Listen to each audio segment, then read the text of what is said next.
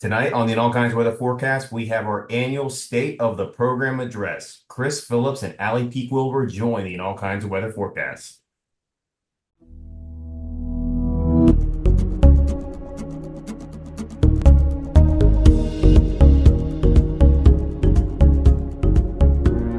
And welcome in to another episode of the All Kinds of Weather Forecast. I am your host, Chris Yanes, alongside my co-host, Neil Schulman, and we have two really exciting guests here to talk Gators football.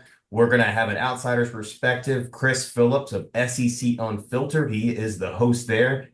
And everybody knows her, Allie Peak Wilbur, the host of A Peek Inside Gators Football. So thank you both for coming on tonight to talk about the state of the Gators program and just get excited for the season because we are now almost 2 weeks away from having football. Actually, a week away from week 0, but 2 weeks from Gators football. It is an exciting time of year. So how are you guys all doing tonight? Doing good. Doing good. Very excited for the season. We have survived. We've made it. It's time.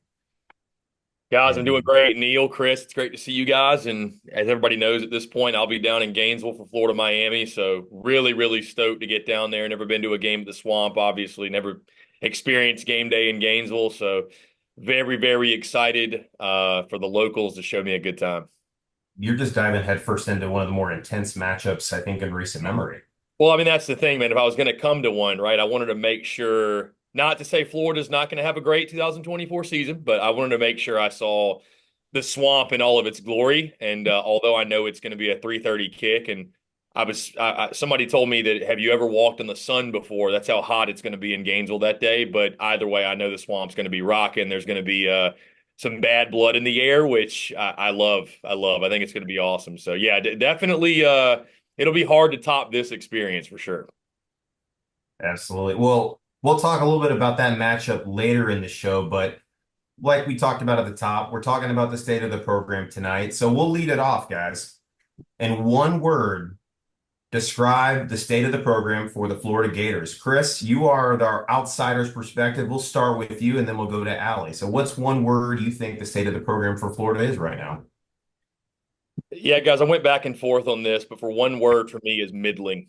I just think right now for Florida, once a proud program, but middling at the moment. When we're going into seasons, asking ourselves, can Florida get to a bowl game? That's not the Florida I grew up with. That's not the Florida you guys grew up with. I came up on Chris Leak, Tim Tebow, Florida winning national championships. It's like it's crazy for us to be. It still doesn't feel right to see the over under win total in Vegas at 4.5. I know that's not the end all be all, but like to be talking about Florida winning 5 or 6 games is still just kind of odd. So right now at this current juncture, I think the program is middling. That one word I use to describe the program, this 2024 season is going to go a long way. It could change that word, but right now, I think middling is an accurate description. All right, Allie, what's Hmm. your one word to describe the program? I went back and forth between two.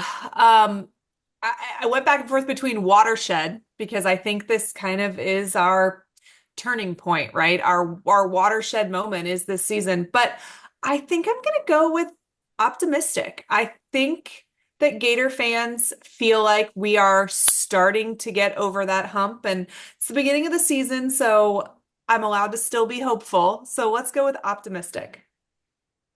This tends to be the high point of people's optimism right around fall camp. So, yep, I like that. Neil, what about you? Where are you at right now? I am going to say unspecified because I've heard a lot of things about the Gators taking steps to be a better football program this year. And I have seen so many things go wrong in the past 2 years, really the last 3 years, but for Napier, the last 2 years go wrong that I don't know how many of them can realistically be fixed. And if they are fixed, do they just magically go from being weaknesses to strengths overnight? I don't know. That tends not to happen from year to year, but could. I mean, there's an all new defensive staff. Special teams does have a new voice there. There's a new strength and conditioning coach. So, maybe, but I'm not willing to commit to that. So I'm just going to leave it at a neutral word, and I chose unspecified. No, I think that's good. My word is I think the state of the program is anxious. I Mhm. think we're just ready to kick it off and see if some of the hope we're hearing out of the program right now of players improving, the roster improving, if it's going to result in wins. I think we're anxious really to see that, or we're just anxious if the Billy Napier is not the guy. Let's move past Billy Napier and let's get to that next chapter of Gator football so we can get back to the glory days like Chris was talking about. Allie, where do you think though? Let's go back in the offseason and leading up to this point. Do you think that Billy Napier has done enough this offseason to warrant the optimism from the fan base? Like, did he do enough in recruiting through the portal, through the all the moves and the shuffling that he did with the staff, both on field and off field? From your perspective, do you think he was able to do that? So I have a different answer depending on if you're talking about staff or transfer portal. I think he did make some really, really good staff moves. I think, I have been really opinionated about the strength and conditioning program for more than a year. I was sitting here at the end of last summer telling everyone Yep. that it wasn't good enough, and it wasn't. It wasn't good enough. I think it's great that Napier recognized and made a change. I still have reservations about the fact that it took 2 years for him to recognize that that was a problem when he's been in major programs before. He knows what strength and conditioning at Alabama looks like and at Clemson. And I just find it so hard to believe that he walked in there every day for 2 years and didn't think that what we were doing was a problem. But I think the fact that he did finally make a change, that's the hardest thing for head coaches, right? Is to admit when you're wrong. I think the Joe Houston hire was huge. I think a lot of our defensive hires were big. So there, I think he did enough.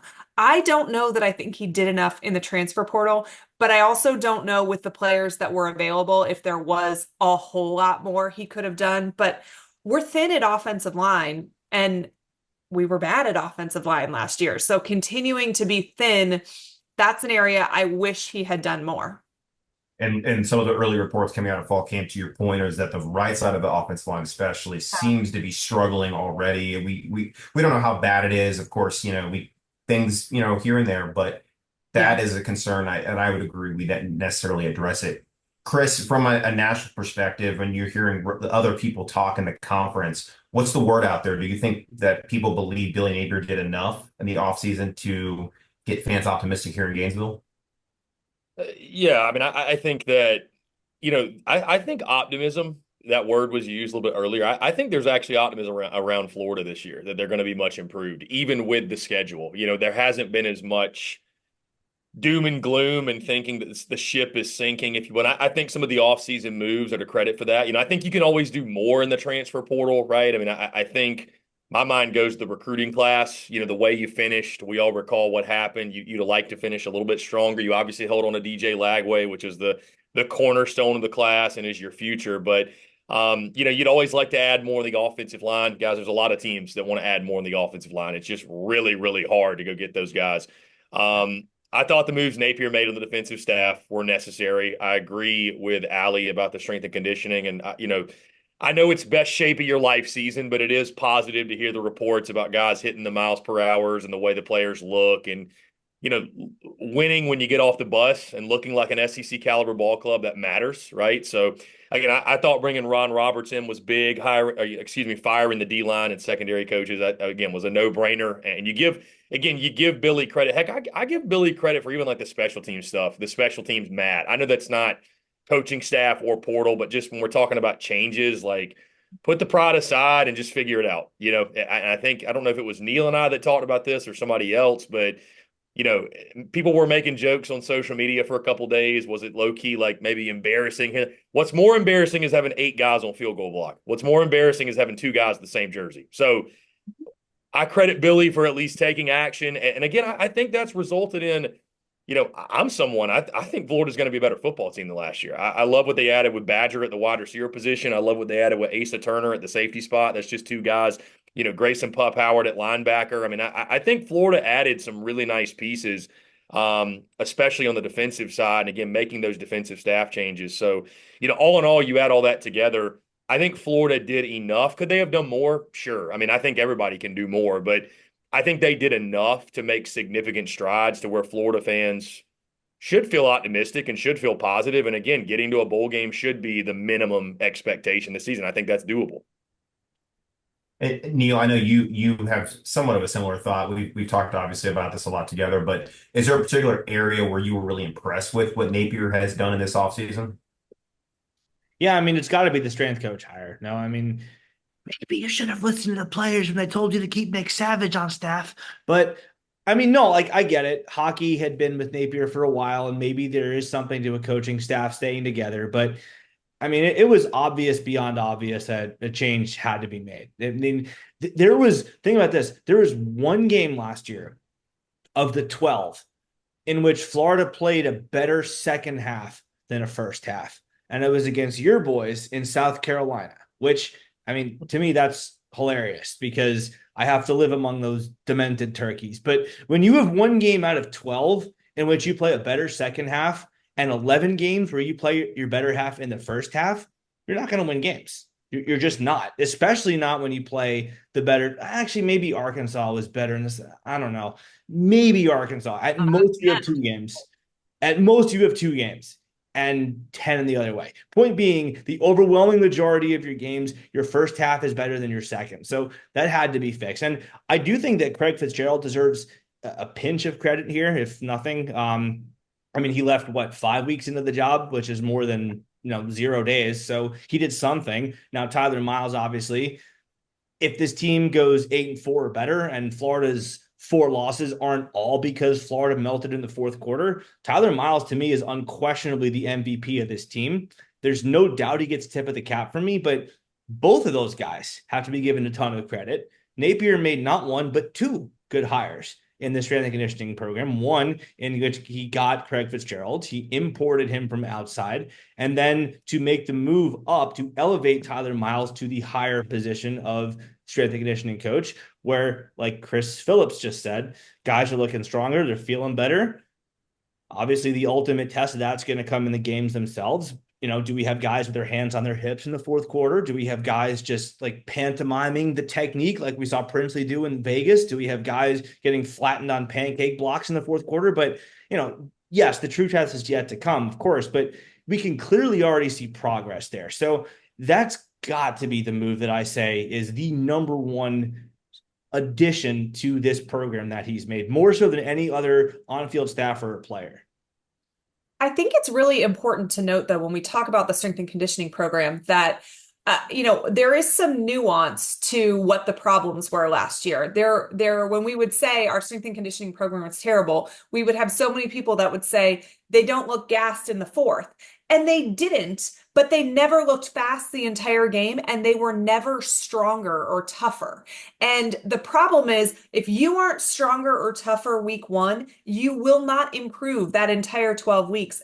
That window has closed. That's January to August, right? That is where you are building that strength. If you make it to August and you don't have it, you cannot get it during the season. So it's not that this team was out of shape. It's that this team was in the wrong type of shape to play football in the SEC. And I think that's maybe why there was fan pushback for a while. Like, it's not strength and conditioning. It's not strength and conditioning. It's that we were training like we were a soccer team or a track program, as opposed to training like we're about to go to war in the SEC, which is the reality of what their actual job is. But we saw even in the spring game this year, how much tougher, how much stronger. And some of the strength and conditioning is mental too, right? Urban Meyer used to say 4 to 6 seconds of relentless effort. Part of what you're doing is not just building yourself physically, it's making yourself tough enough mentally that when you feel like you're about to give out, you don't. And this team didn't have that last year at all. And that was abundantly clear in a game like Kentucky, for example, where you had all of those missed tackles. You had a running back run for nearly 300 yards on a record-setting day for Ray Davis. And, it's games and moments like that where you can pinpoint and say the team wasn't physically put together, fit, like you say, Allie, to play against the SEC. And that really showed up time and time again against, honestly, Kentucky's not an elite SEC team, but the fact that we struggled in something like that, rudimentary, shows that we were not ready to play. And that's kind of where Neil and I have talked a lot about, where we seemingly play down at times to our opponents, where we're not able to even like blow teams away that we should be, in Kentucky being one team, Vanderbilt being another in 2022. And in order for Florida to win more than 6, 7 games this year, they're going to have to beat all of those middling teams like Kentucky, like Mississippi State. Obviously, they have to beat Samford, but those are games like Mississippi State and Kentucky, for example. You got to win those if you want to have any hope for success this season. Chris, I mean, do you think that these moves that he did are going to translate into wins? Obviously, I know SEC Unfiltered, you put out your predictions. We'll get to a percentage chance we think Florida's going to win for each game, but do you think it's going to, I guess the record may not match, in your opinion, the results on the field and how talented the team is?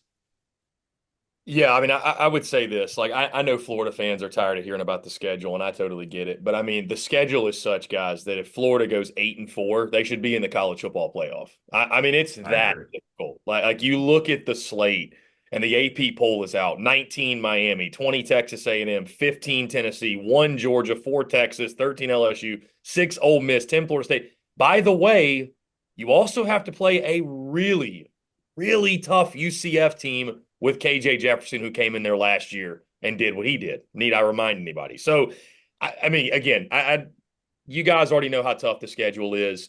So, and I know, listen, fan bases don't quantify. It doesn't make sense to think that progress can be made if wins are not increased. There's not a fan base out there that wants to hear that. Like, I feel like it's like nails screeching on a chalkboard when you say, this team could be better, but they may win the same amount of games. It's like that doesn't compute. You know what I mean? 2 + 2 doesn't equal 4 in that scenario. But, and I think that's why so much of this season is how it looks for Napier. And guys, if we've gotten closer to the season, I think Napier's back next year. I could be totally wrong. I think unless this thing implodes, and I'm a believer that as soon as you think the guy you have is not the right guy, as soon as you believe that, you make a move. Otherwise, you're just delaying the inevitable. But, I just, with the schedule, it's going to be the same thing next year. It flips.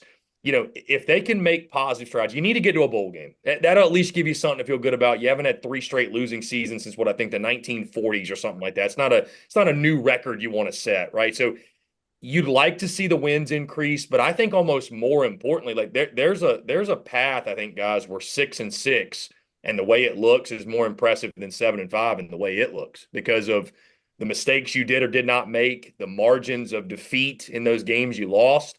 I think eliminating the self-inflicted wounds, the self-inflicted mistakes, the stupid things, that have haunted Florida and haunted Napier. Because I think if it happens again this year, it's just who he is. It's part of his program. At that point, this is your program. Year 3, this is all you. This is your culture. I know there's still a little bit of roster turnover you can argue, but like this is you. So the portal exists, by the way. That's not excuse anymore. The portal exists now, by the way. Right. So I mean, the window to win's even shorter, right? With the portal, with NIL, everything's changing so quickly, right? No, coaches aren't getting 5, 6, 7 years to figure it out. So, I say all that to say, yes, I think Florida, again, I know nobody wants to hear it that they could be the best 6-6 team in the country, but guys, Florida could go 6-6 and be the 15th best team in college football. As crazy as that sounds, I think it is possible. So I do think getting to a bowl game is important, but I mean, it's going to be very difficult, as we know. But here's the thing. I know I've had this debate with a lot of different Gator fan friends. Well, the schedule is tough.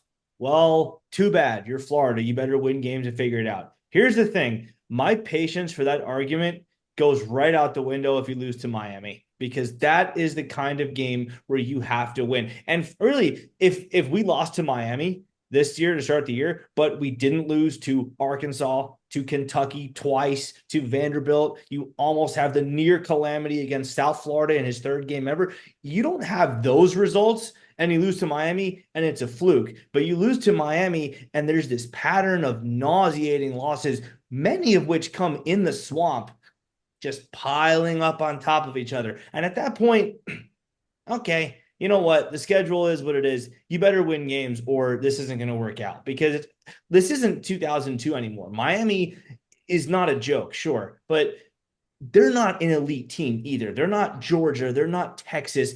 This is not one of those games that you can afford to lose and then realistically expect really to make a bowl game. Like, you lose to Miami, that's a hard road ahead of you to get to 6 wins. So you beat Miami, we can talk. We can have that conversation. It is a fair debate. I know Georgia is lurking. I know Texas is lurking on the road. Mississippi's not bad. LSU is going to have talent. FSU on the road, I know they don't have what they had last year, but that's still going to be a dogfight. Tennessee on the road, I know that lurks. You beat Miami, and we can discuss that. Until then, I don't want to hear it. I don't think I've ever thought of like a bigger delta or an ocean of difference between 1-0 and 0-1 for a team. Like the mood of the state, like the state of the program, we all said what it is now. Like it will be full on DEFCON 5 panic if we lose to Miami, I feel like there will be calls. The people that were on the fence about firing Napier are going to be full bore. They're on we got to fire this guy halfway through the season, start the search. Because if you, like Neil said, if you lose that game, you know what's in front of you, and it's just that's where the momentum down it can all spiral out of control. Whereas like if you win that first game, then it's like, okay, now we've got Sanford. We'll be 2-0 when we roll into that A&M game. We'll get a Mike Elko team with a whole new roster, a whole new coaching staff. You win that game, you're 3-0. Allie, I think you made news the other night on the timeline when you said that you predicted that Florida would start 3-0. You believe that? Chris Doring predicted that. I Oh, just have to be asking him the questions. oh, okay. My mistake. My bad. But I mean, like, there's a conceivable path if you win Love it. that first game to go to 3-0, and then it's like, okay, what can this team really start to do? But if you go 0-1, I think the fan base might implode. I mean, there's a path to going 5-0. You win Mhm. that first game. It really, you should. Mississippi State on the road I mean, yeah, historically that's been a house of horrors for Florida, but they're not that great. And then A&M, I think the pessimists would say that's probably a coin flip. I mean, yes, they're clearly not a joke, but Florida should win that game in the Swamp, game 3 of Elko, and then Central Florida. So you could easily be 5-0 heading to Rocky Top. The problem is that if you're not 5-0, it's really, really hard to find wins the last, Yep. 7, 8 games of the season there, 7 games of the season. So you almost have to be 5-0. And I think with Miami, Neil, you made, multiple good points about this. And I think just for Gator fans in general, like you said, if you don't win this one, it's hard to find a whole lot of wins afterwards. But it's because Miami is such a mirror image of Florida right now. They've got a head coach who was brought in because he is a, supposedly ace recruiter. He's going to turn the program around. He's in year 3. Mario Cristobal has one more win than Billy Napier in the ACC. They're pretty, I feel like, comparable. And whoever gets this win, it's like, okay, maybe we've gotten over the hump. Maybe we got the right coach. We're going to be headed in the right direction. It's going to help recruiting wise. That stands are going to be filled with guys that are trying to decide between these two programs. And this offseason, Miami's kind of told everybody, hey, we're back, like they do every single offseason. But I do think recruits are kind of listening to that a little bit. And we can be a nail in their coffin, or we can hand them a whole bunch of top guys that are going to help them continue to build. And so it's so pivotal. In a normal year, a loss to Miami bothers me far less than a loss to an SEC program. But this game just feels so large for what it represents for the Napier era. Neil, to your point about the Miami game, this kind of game is what makes college football so incredible. From the standpoint where both fan bases, I'm assuming Miami has a fan base. I'm not really familiar, but I think They do. don't show up in their home stadium. It's an E fan base. Not comparable to Florida's, but you get where I'm going with this. Both fan bases see this as a must-win game, and they should win. I think both probably feel like they should win the game, and the losing fan base is going to lose it, right? I mean, the losing fan base is going to probably check out on their head coach. We've all seen this chatter on social media. I mean, I think if Florida, and I'm curious, I mean, if you want to win the Miami game, it's hard to envision this if they don't win the Miami game, but I'm just thinking if Florida can start 4-1 through 5, if they can be 4-1, no matter how it happens, that seems like to me that would be a success. Is that fair? Maybe. But you feel like for momentum's sake, you need that Miami game. It's going to be hard to lose to Miami and then win 4 straight. You probably need to beat Miami. You want to beat a year 1 Mike Elko at Texas A&M. You want to beat, he's in year 1, Napier's in year 3. Like, you feel like you should beat a coach in his first year to school. I agree with you. Mississippi State, I think they're going to be terrible. I mean, they got 0 returning starters on offense, 2 on defense. Maybe there's improvement in the unknown, but the Cowbells can only do so much. You should win.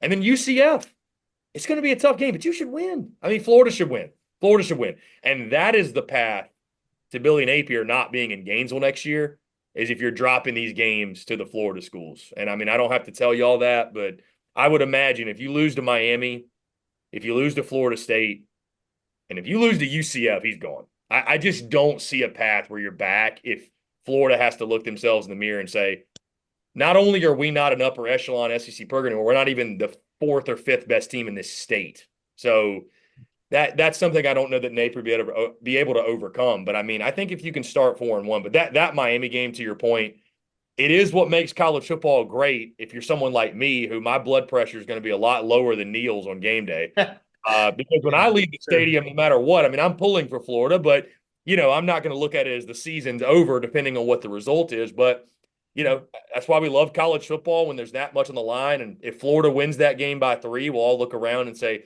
man, how great of a game that was. But if you lose that game by 3, it's one you never want to talk about again. So, it's what makes college football awesome. But I would agree, it's a must win for Florida. I mean, I know Miami's got a bunch of height, but look at the Vegas line. I think it's 2.5 right now. Miami's got questions. Cam Ward's first start on the road, hostile environment.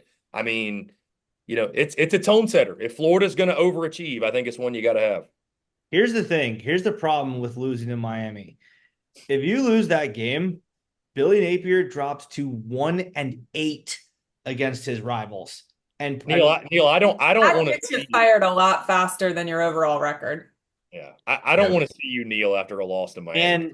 And 1-3 against your rivals in the swamp. That's no bueno. Like, and then to your point, if you lose that, or hell, if you start 3-1 and then Central Florida is your second loss, that's like almost approaching interim coach territory. Like that's the point where you wonder, all right, do you maybe want to give the keys to someone else to maybe light a spark to finish out the season? I mean, I don't know that necessarily happens, but I think that's the point at which that goes from, that's crazy, now there's no way, to, okay, maybe that's worth a conversation. It's easy to say things in June and July and August and say, yeah, I mean, I think Billy Napier's safe. He's going to be back. But then when you get into it week to week, right, and the emotional roller coaster, and you go lose to UCF at home, we might be having a different conversation. So, yeah, I mean, Miami is a must win. UCF is a can't lose. You know what I mean? Maybe I'm not throwing must win on it, but it is, you cannot lose to UCF. To your point, even if you're 2-0 in SEC play, if you lose to UCF, you just undo everything you did that was positive. Yeah, I mean, UCF, I mean, we had the excuse a couple of years ago when we lost in the bowl game. We were decimated as a roster. The coaching staff, everybody on that field was fired that same night. And we almost won that game still. So there was like at least somewhat of an excuse to say, okay, we really weren't showing up for this game, but this is the 5th game of the season in the swamp. It's a primetime matchup, as we now know. It's either that 6 or 8 o'clock slot. You got to win this game. I mean, this is going to be an 80 to 90% crowd of Gator fans, home field advantage. You finally got that 2-for-1 deal agreed to by UCF's administration. You got to take full advantage and just exert your dominance as one of the best teams in the state. Otherwise, I agree. I think in the worst case scenario, if Florida has already dropped maybe Miami and then you lose to UCF, I mean, I think at that point, you have to probably pull off something improbable on the back half of the schedule in order to remain the coach at Florida. Because, I mean, to Neil's point, you look at a coach like Napier who's 1-8 versus his rivals. Then in that scenario, Urban Meyer only lost 2 games in his entire career, his tenure at Florida against rivals, and that was one against Georgia and his last game ever as Florida, or one of his last games against Florida State. It's just that's what it takes to remain at an elite program like Florida's. You have to beat your rivals, and a lot of times have to beat them soundly to show that you are the best team. Allie, what do you think the win total has to be for Billy Napier to stay at Florida? I think everybody's throwing numbers out there, and we'll ask everybody here, but what do you think the win total's got to be? I think he's got to have a winning record. And I think there's a chance he also has to have a bowl win, but I think at the very least, he's got to have a winning record. But I think almost more than the actual record, it's how it looks. And Chris had said something a minute ago, and he's right. It's how it appears to fans. If we are going up against a team that is physically more dominant than us, let's say it's Georgia, let's say it's Texas, let's say Ole Miss, and we are in it till the end, but we lose. I don't think that that is a horrific loss for Coach Napier. If your talent profile does not match up yet with some of the hardest teams on your schedule, but you play a close game and there's no major mistakes, I don't think that's a huge, huge issue. The problem is that several of Florida's losses last year, we essentially gave the game away. If you look at Arkansas, if you look at Missouri, I think you can even point to things in that very first Utah game that are mental mistakes that this team continued to make throughout the entire season. And those are the things that fans get frustrated about, right? And so I think it's how it looks, probably even more than what the final record is. But I think if they're bowl eligible, barring a complete implosion towards the end of the season or something like that, I think he's back in 2025. Interesting. Neil, what's your number? For me, it's 7-5. 6-6, that's not good enough. That's just not good enough in Florida, because then you're talking about a guy who in year 1 is 6-6, in year 2 is 5-7, in year 3 6-6 again. Now, I know the schedule is harder, but this is where I go back to that talking point where I have these discussions with every Gator friend I have. At some point, you just got to win games. Like, I would be a lot more sympathetic to that schedule is hard argument if you'd beaten Arkansas last year, if you'd beaten Vandy your first year, if you'd beaten Kentucky the last 2 years, if you blew out South Florida like you were supposed to. The argument is, well, Napier doesn't have the talent yet to compete with Georgia and Texas. All right, well, you did have the talent to blow South Florida to Kingdom Come, and you didn't do that. You did have the talent to demolish Vandy and Arkansas. You didn't do that. You did have the talent to maybe not destroy, but to beat Kentucky the last 2 years. You didn't do that. So at this point, I don't care. Like, you've got to win games because this is the Florida Gator football program. That's what you do. Go look at those walls on the swamp. The expectations are very clearly written out right there. It's to compete for SEC and national titles. And going 6-6 again, for that to be considered your best season in 3 years, I don't know that look, I'm one guy. I'm not, the Hugh Hathcock level booster, but I'd be willing to wager that a lot of those types of people are going to say, look, you got to compete for these championships, or at least show me that you're taking steps. And to Allie's point, maybe if it does look better, maybe if you have 6 losses that are all very competitive 4-quarter games, let's say you lose to Georgia by 1 touchdown, you lose to Texas by 3 on the road, you lose to Ole Miss on a late field goal, you lose to LSU and Tennessee. Those are respectable opponents. You then have the rivalry issue continuing. But okay, if you're in every game and you're not beating yourself, then maybe it's different. But again, at this point, you've got to start winning games. So, and really, I think 7-5 is doable. If you start out 5-0, it's definitely doable. I feel bad even answering the question, to be honest with you, because I picked Florida to go 5-7, and I said I think Billy Napier is back next year. So I'll say this. And I have Florida starting 4-1, by the way, in my projections. In which whatever my predictions mean, I'm probably going to be wrong. Whatever. That's what I have. 4-1, lost to A&M, so a win over Miami. And then the meat of the schedule kicks in. Looking at it now, I'm like, man, that loss to Kentucky would be tough to swallow. Although I think Kentucky's going to be good this year, and Billy Napier can't beat Kentucky for some reason. And then I had the upset win over LSU. So I'll put it to you this way. 5-7 It's not 100% he's back. It greatly depends on how it looks. I would think 6-6 or better, and Billy Napier's back in 2025. And I think there's a couple reasons for that. I mean, again, you're very tied to the situation, much closer than I am. But the people that I've talked to, we all know Scott Strickland's tied to the hip with Billy Napier. I don't think they want to fire him. I don't think the people at Florida who signed the checks with the commas in them to get people out of their jobs, from what I've been told, don't want to sign another check. That's not their ideal play. So everybody wants Napier to work out. I think if they get to 6 wins, I think they're going to give him 2025. And I think another reason, too, again, I don't believe in keeping, if you believe he's the wrong guy just for a prospect, but you'd hate to see DJ Lagway walk. And there's a chance he would do that, obviously, with the portal if Napier was gone. I selfishly want to see it because this is supposed to be his guy. I mean, I don't know if it's whether I've heard Neil or Chris or Ali or somebody. I've heard people compare this kid to Lamar Jackson. He's supposed to be the truth. I selfishly want to see this play out. Again, I said 5-7, and I thought he was back. Listening to y'all, I don't know that that'll be the case. It would take 7 really strong losses. So 5-7, it's 50-50. I'll say 6 wins, though, is the magic number to say Billy Napier's back, and we feel at least somewhat good about it. Listen to that statement, 7 really strong losses for the Florida Gators.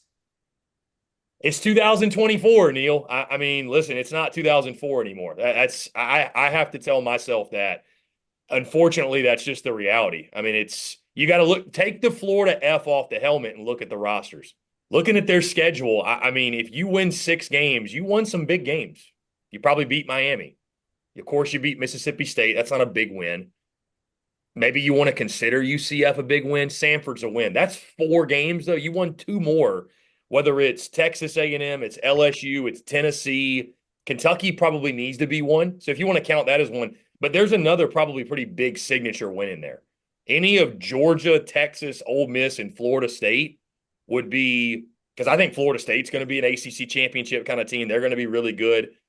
And it's on the road. Those are going to be signature wins. So in regards to Billy Napier returning, it feels icky to say he'd be back at 5-7. It'd have to look like the best 5-7 you ever seen, which, again, I know that sounds blasphemous, but I think Florida, from the folks I talked to, wants to bring him back. I mean, I've talked to different people that have said that Billy Napier, they venture to say he's closer to a contract extension than being fired. If they go 6-6 or 7-5, they think he might get extended for 7-5. I mean, we're in a world where we're talking about a Florida football coach getting an extension for going 7-5. People out there actually believe that. So times have changed. Florida's still a very proud program, but no longer considered amongst one of the elites right now. We know what it can be. I know how I look at Florida, how y'all look at Florida. I'm just saying that we are in a different time right now. So, yeah, it's weird to say 6-6 is a success for Florida, but I don't know, man. It's just this is kind of where we are. And I mean, it's Billy Napier's job to get Florida out of that. I think, we keep talking about in the past 3 years, we've heard Napier doesn't have the talent yet over and over and over again. And Dan Mullen didn't recruit well or whatever.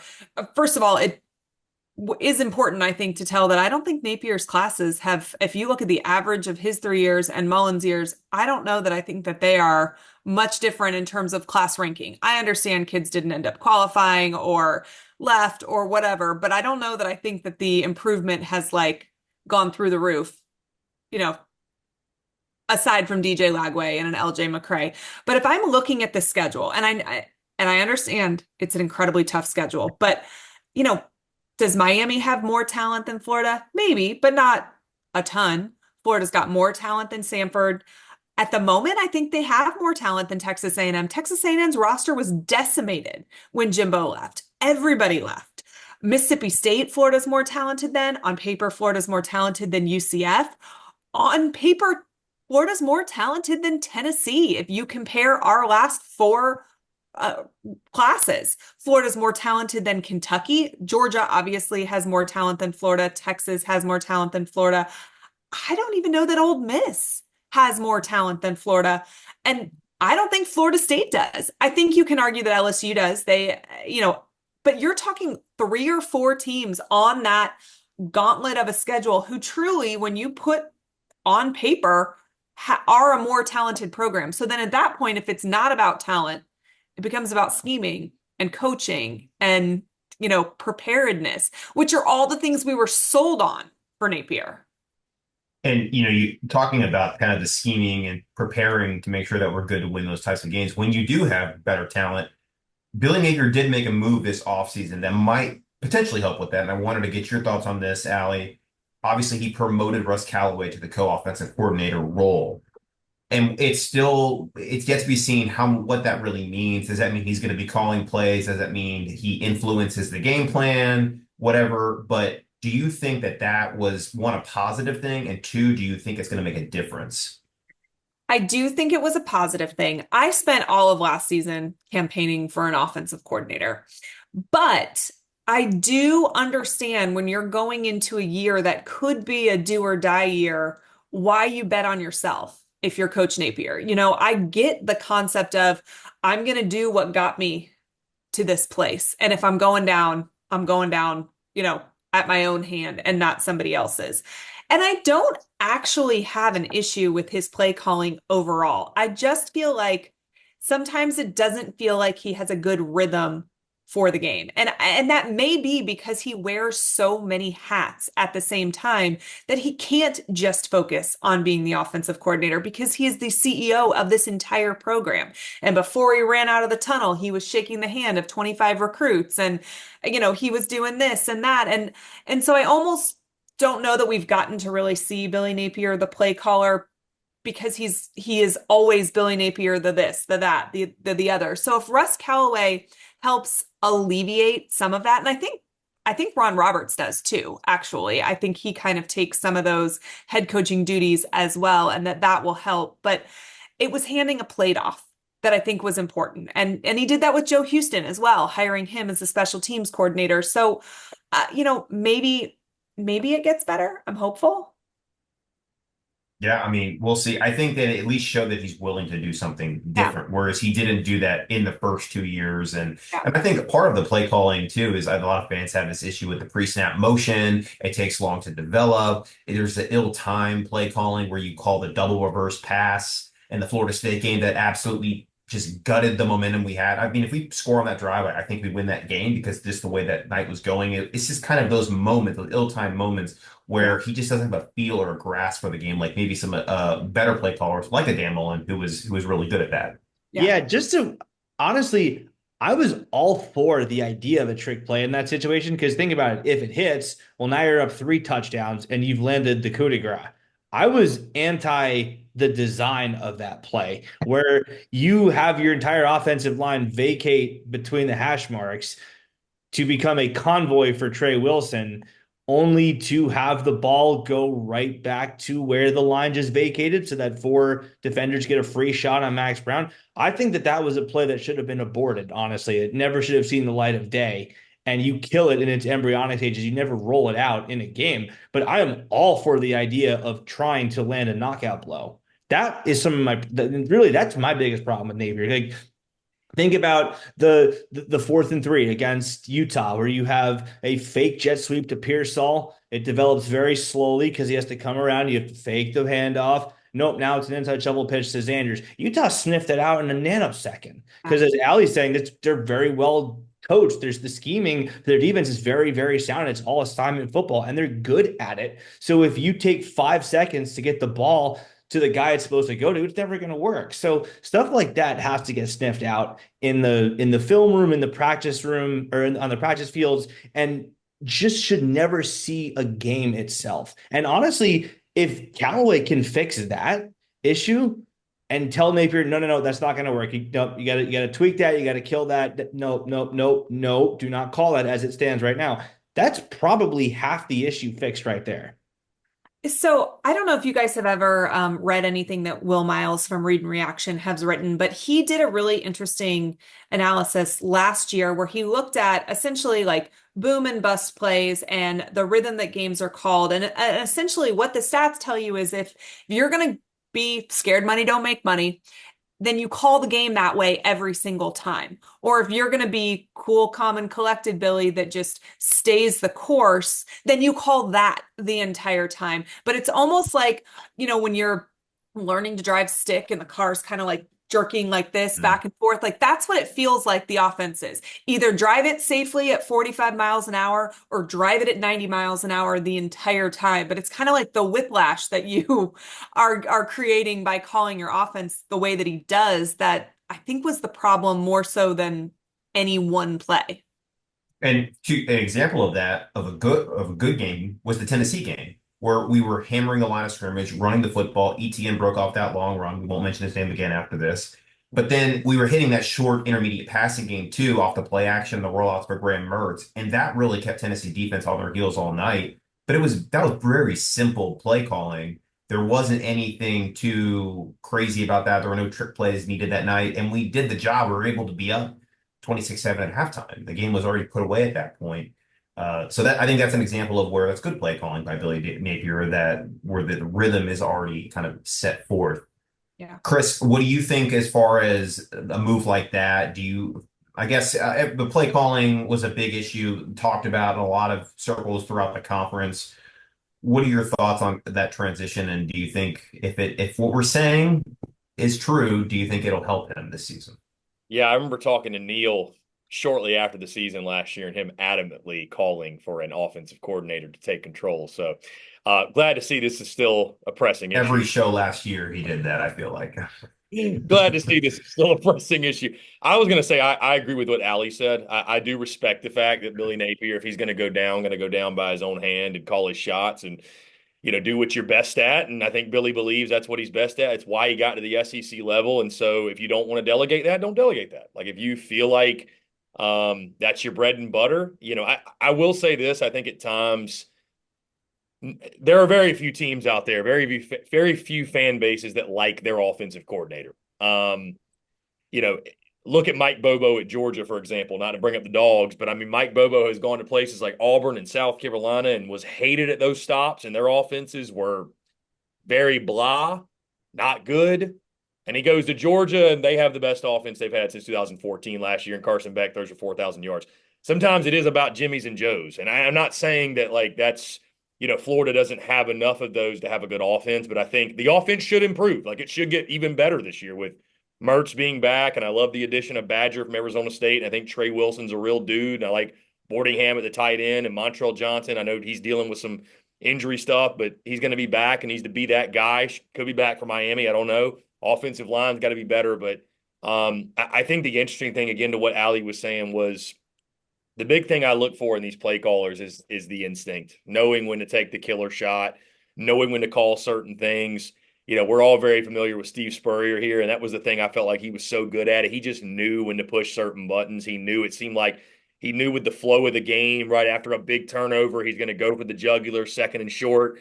He's got you right where he wants you. And not everybody's Steve Spurrier, obviously. Nobody is. But that's the big thing I think you look for in a big-time play caller. Everybody can do well when they're on script, first 15, 20 plays, but you get late second half and it's a 3rd and 4. What's the call, coach? I mean, that's what it comes down to. So I like Napier betting on himself, and I think Florida offensively, they need to be better.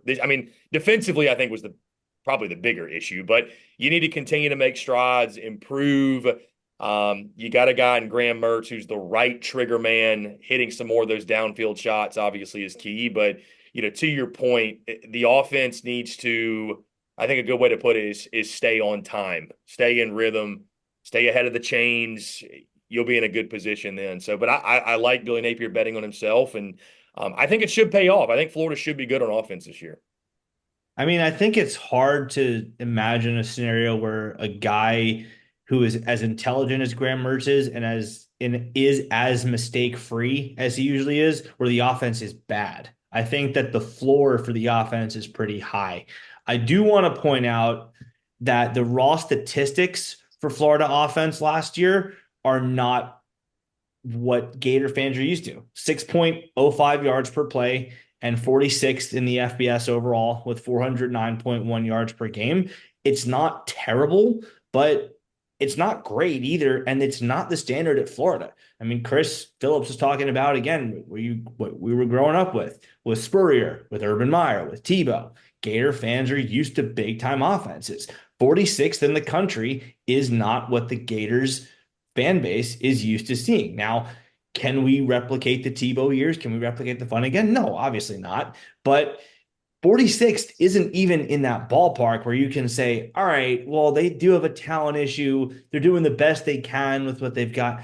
No, it's not really in that area. So obviously, when you compare an offense of any teams to the Tebow years at Florida or the fun and gun or non-Florida teams to the Burrow offense at LSU to the Cam Newton Auburn offense. Yeah, of course, the average and in fact 99% of offenses that you compare to those teams are going to look pedestrian because of course they are, because those are historically successful offenses. So yeah, of course, last year's offense will not compare favorably to the Tebow years. Very few offenses in the history of college football will, but that at the same time is kind of the point. If you're not striving to be elite, if you're just going to say, okay, well, it's good, and certainly not the problem because defense and special teams were worse, that's not the history of Gator football. And honestly, if you're like, to me, my issue with Napier last year and not getting an offensive coordinator was you're not in any position to say that something is good and call it good enough. Because no, dude, you went 5-7 last year and you went 6-6 the year before that. So you don't have that luxury. And that would be the case if the offensive line was great, if the situational play calling was great all the time, if the play designs were great, those stats still would hold in this point. But then you throw all that stuff on top of it and the offensive line issues. It's hard. It's very difficult to argue for me. Yeah, the offense, I mean, even if it does, let's say if it does, though, stay kind of where it's at right now, slightly above average, 46 in the country, yards per play, slightly above average. And if you look across all the offensive metrics, we fall somewhere in that neighborhood. But the defense was atrocious, perhaps the worst in school history. And by some metrics, we were literally last in the country. I think this conversation is almost mute though if the defense doesn't improve, right? We have to see impact from the new defensive coaches that we've brought in. Obviously, Chris Phillips alluded to him earlier, Ron Roberts. He's sort of kind of that executive presence that I think the defensive room was lacking. There were a lot of younger coaches that were brought in, and Austin Armstrong had his moments last year, but he's a young defensive coordinator, and Billy Napier has gone that route so far in his tenure at Florida, but bringing in a Ron Roberts could potentially make a difference. So shifting gears here to the defense, what are we looking for as an impact? I mean, obviously tackling, scheme are a couple of things, but Florida's going to have to show improvement if we're going to win more than 6, 7, 8 games this season. Allie, do you have any thoughts on that one? The defense can't be worse, right? I mean, I think we have taken big steps in multiple positions. I think the linebacker room has essentially been flipped since last year. I think that's going to be a position of strength. It was absolutely a position of weakness last year. The defensive line is much deeper than it has been in previous years. I am hoping to God the DB room has improved because, it needed to. But, Ron Roberts, I think, was a huge hire. And it's interesting because he's the only person on the planet that they could have brought in to help Austin Armstrong without it crushing Austin Armstrong. And I do think that was a chess, not checkers move by Coach Napier. You brought in his mentor. You brought in the guy you credit with getting you where you are. And so there's not an ego involved in that. And from either person, because the more successful Armstrong is, the better it makes Roberts look.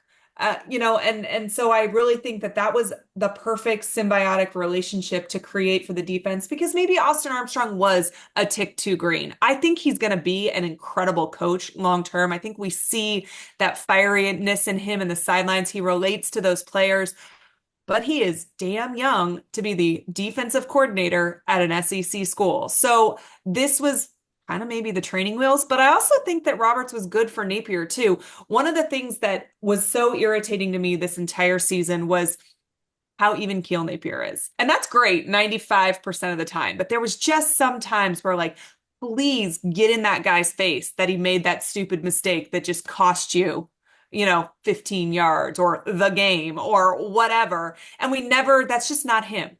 But it doesn't have to be him if there's somebody else willing to do it. And from all reports out of Florida, that is Ron Roberts, that he is not afraid to chew a player up and down. And I do think successful football teams have that. But this defense has to get better. It has to get light years better from where it was last year to have a respectable record at the end of the day. Yeah, guys, Florida's defense was bad last year. That's not breaking news to anybody.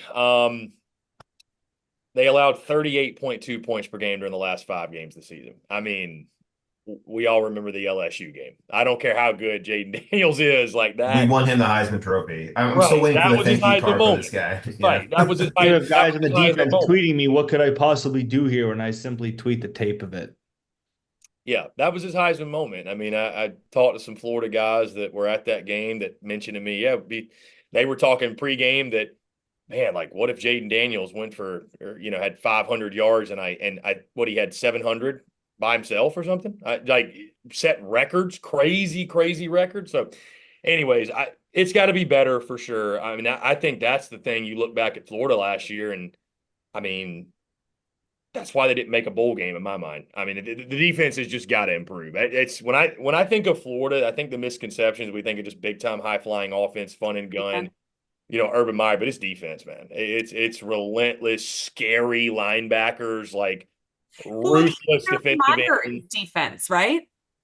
Ted William? I said even Urban Meyer, really the secret was defense. Yeah. There aren't many teams in college football that are winning at an elite level that don't have a really, really good defense. I know we're not winning games 17-14 anymore, but when you need them, you need them. So when you need a big stop, you need a big stop. So I like some of the portal additions they made. I mean, obviously up front, you got to be better getting pressure on the quarterback. The passing game, giving up 260 yards per game through the air. There's a reason the secondary coach was fired, right? So to Ali's point, it probably can't be worse.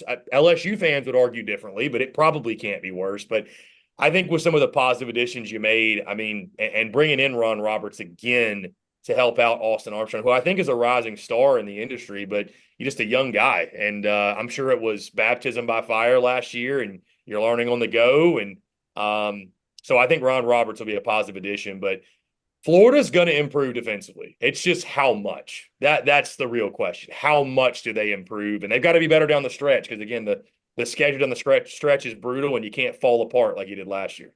I actually think the most impactful transfers that we brought in this offseason were on the defensive side of the ball. I mean, you look at Pup Howard, I think he projects to start alongside Shamar James right now, based on everything we're hearing. He played at South Carolina last year as a freshman. And Chris, correct me if I'm wrong, led the team in tackles or was one of the top tacklers on that team? Was one of. Yeah, Debo Williams, the other linebacker, was the leader. But I thought Pup Howard was a really good player, really young, promising player. Obviously, when a kid, I mean, y'all know this firsthand, when a guy leaves a school, the fans of that school are not going to speak highly on them. So I probably wouldn't go to them to get a scouting report. But I can give you the unbiased take on it that I think Pup Howard's an SEC linebacker. I think the biggest thing for him, I'll be curious to see watching him. Has he improved his speed a little bit? But again, with Florida's strength and conditioning program, I'm sure that's something that he's going to be in top-notch shape. And this kid was really, really highly regarded, and South Carolina was really excited to land him. So I would imagine Pup Howard's going to be a force at the linebacker spot. The other thing to point out about last year wilting down the stretch, Shamar James did not play at all in that final month of the year. Getting him back, assuming he stays healthy, which I know is a big assumption after what we've seen happen this offseason. Jamari Lyons lost for the year, Montrell Johnson hurt. Assuming he stays healthy, that in itself makes this defense night and day better. The question for me is how much better after that do they get? And I think this is why I'm not bugging about the defense. This is why I choose to spend my frustration on the offense, because Napier didn't really do that whole lot. I think the defense is going to get better, leaps and bounds better. And to Chris's point, maybe an hour ago in this mega show, where there's a possibility where the stats don't get any better, but the tape does. and it is a better quality of congruent statistics versus what you had last year. Like, for example, Florida is going to be facing Georgia and Texas, and then LSU and Ole Miss in 4 straight weeks. I'm not going to say FSU has a juggernaut of an offense, but those 4 teams probably will. If Florida gives up 425 yards on average to those teams, but they're attacking the right hip, they're using the sideline correctly as an extra defender, they're not missing tackles in open space, you don't have the heinous game tape like you had against Jordan Travis 2 years ago, where he spins out of 4 different tackles and gets a 13-yard gain down to the 1 yard line. If the game tape looks good, I don't think too many Gator fans are going to be that upset about it because, like Chris said a moment ago, too, you're not winning game 17-14 anymore. Offenses are going to have the natural advantage. You're going to see points. You're going to see yards get put up. But, I mean, this defense, with the moves they've made, the coaching additions that they've gotten, the strength and conditioning upgrade that we got, guys like Joey Slackman, guys like Jaquaze Bridges, guys like Asa Turner, DJ Douglas, like getting Shamar James back, another year of Cam Jackson, getting him back was big. And then you have the freshmen turn sophomores, which is a whole different debate too. I think we can, maybe even say that for a different segment. But if you get guys taking that year 1 to year 2 jump, like a Kelby Collins, like a Sharif Denson in the secondary, like a Jakeem Jackson, this defense could be, really from being as horrible as it was last year, it could be a top 25, top 30 defense in the country. That wouldn't utterly stun me, given all the pieces that have been put in place this offseason. Yeah, I think that the defense too has a lot more veteran leadership as well. Bringing in a guy like Asa Turner, who is now projected to start at safety, a 6th-year guy who just came from the national runners-up last year in the Washington Huskies, that is going to help this team because last year at times we were playing 2 freshmen on the back end.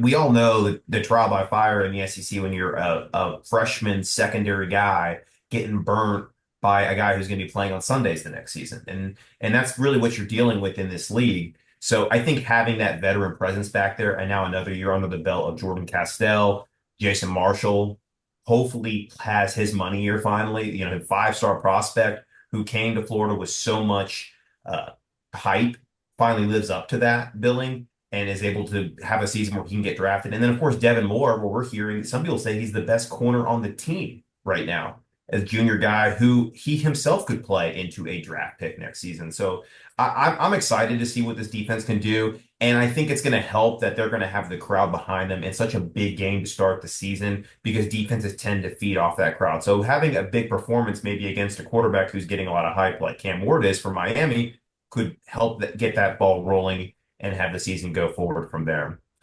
All right, so we're going to talk special teams now for a moment, and then we'll get into our game-by-game predictions and percent chance we think Florida has to win. Allie, I'm going to go to you first because this wouldn't be a show about special teams without including you in it from the get-go. We've talked about the mat. We've got the mat on the sideline, and I think that's a bigger move than maybe people realize, and that's actually a move that from what I've been reading, a lot of teams actually use at the college and the professional level.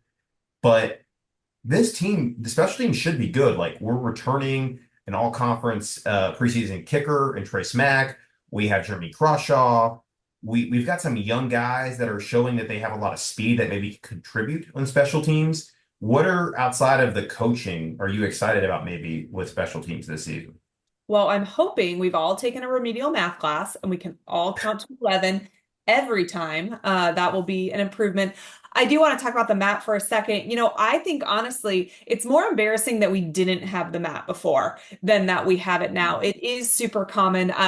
When it was being made a big deal on social media, I said something to Eric, and for those of you that are watching at home, my husband was a punter at Florida for 4 years, and he was like, "Oh my God, they didn't have that? Like they had it during the Zook and Urban time." Talked to my brother; he had it during the Muschamp and Urban crossover. So it's honestly more uncommon, I think, for it to not have existed, and it bothers me because I just have always gotten the underlying feeling that Napier doesn't care that much about special teams. It's just not his bag. From from the very first practices where special teams got pushed to the last periods of the day. And so if the offense and the defense ran long, it didn't happen, or it only happened partially. Like, this is a third of your game. And if you are not going to have an incredible offense, an incredible defense, you sure as heck better, check the boxes off for special teams, because that wins and costs you games, right? And I just don't feel like it has ever gotten the attention that it deserves in the Napier era. And I kind of feel like he gaslit us this offseason talking about special teams when he would, and he'd say, well, I know what fans say, but statistically, we're one of the top 20 SEC program, or the top 20 programs in the nation. The stat he was referring to there does not include penalties that negate that down, which is pretty much all of the penalties we're upset about, right? So you're basically saying, if you take away all our mistakes, we are actually a very good special teams program. And it drove me nuts.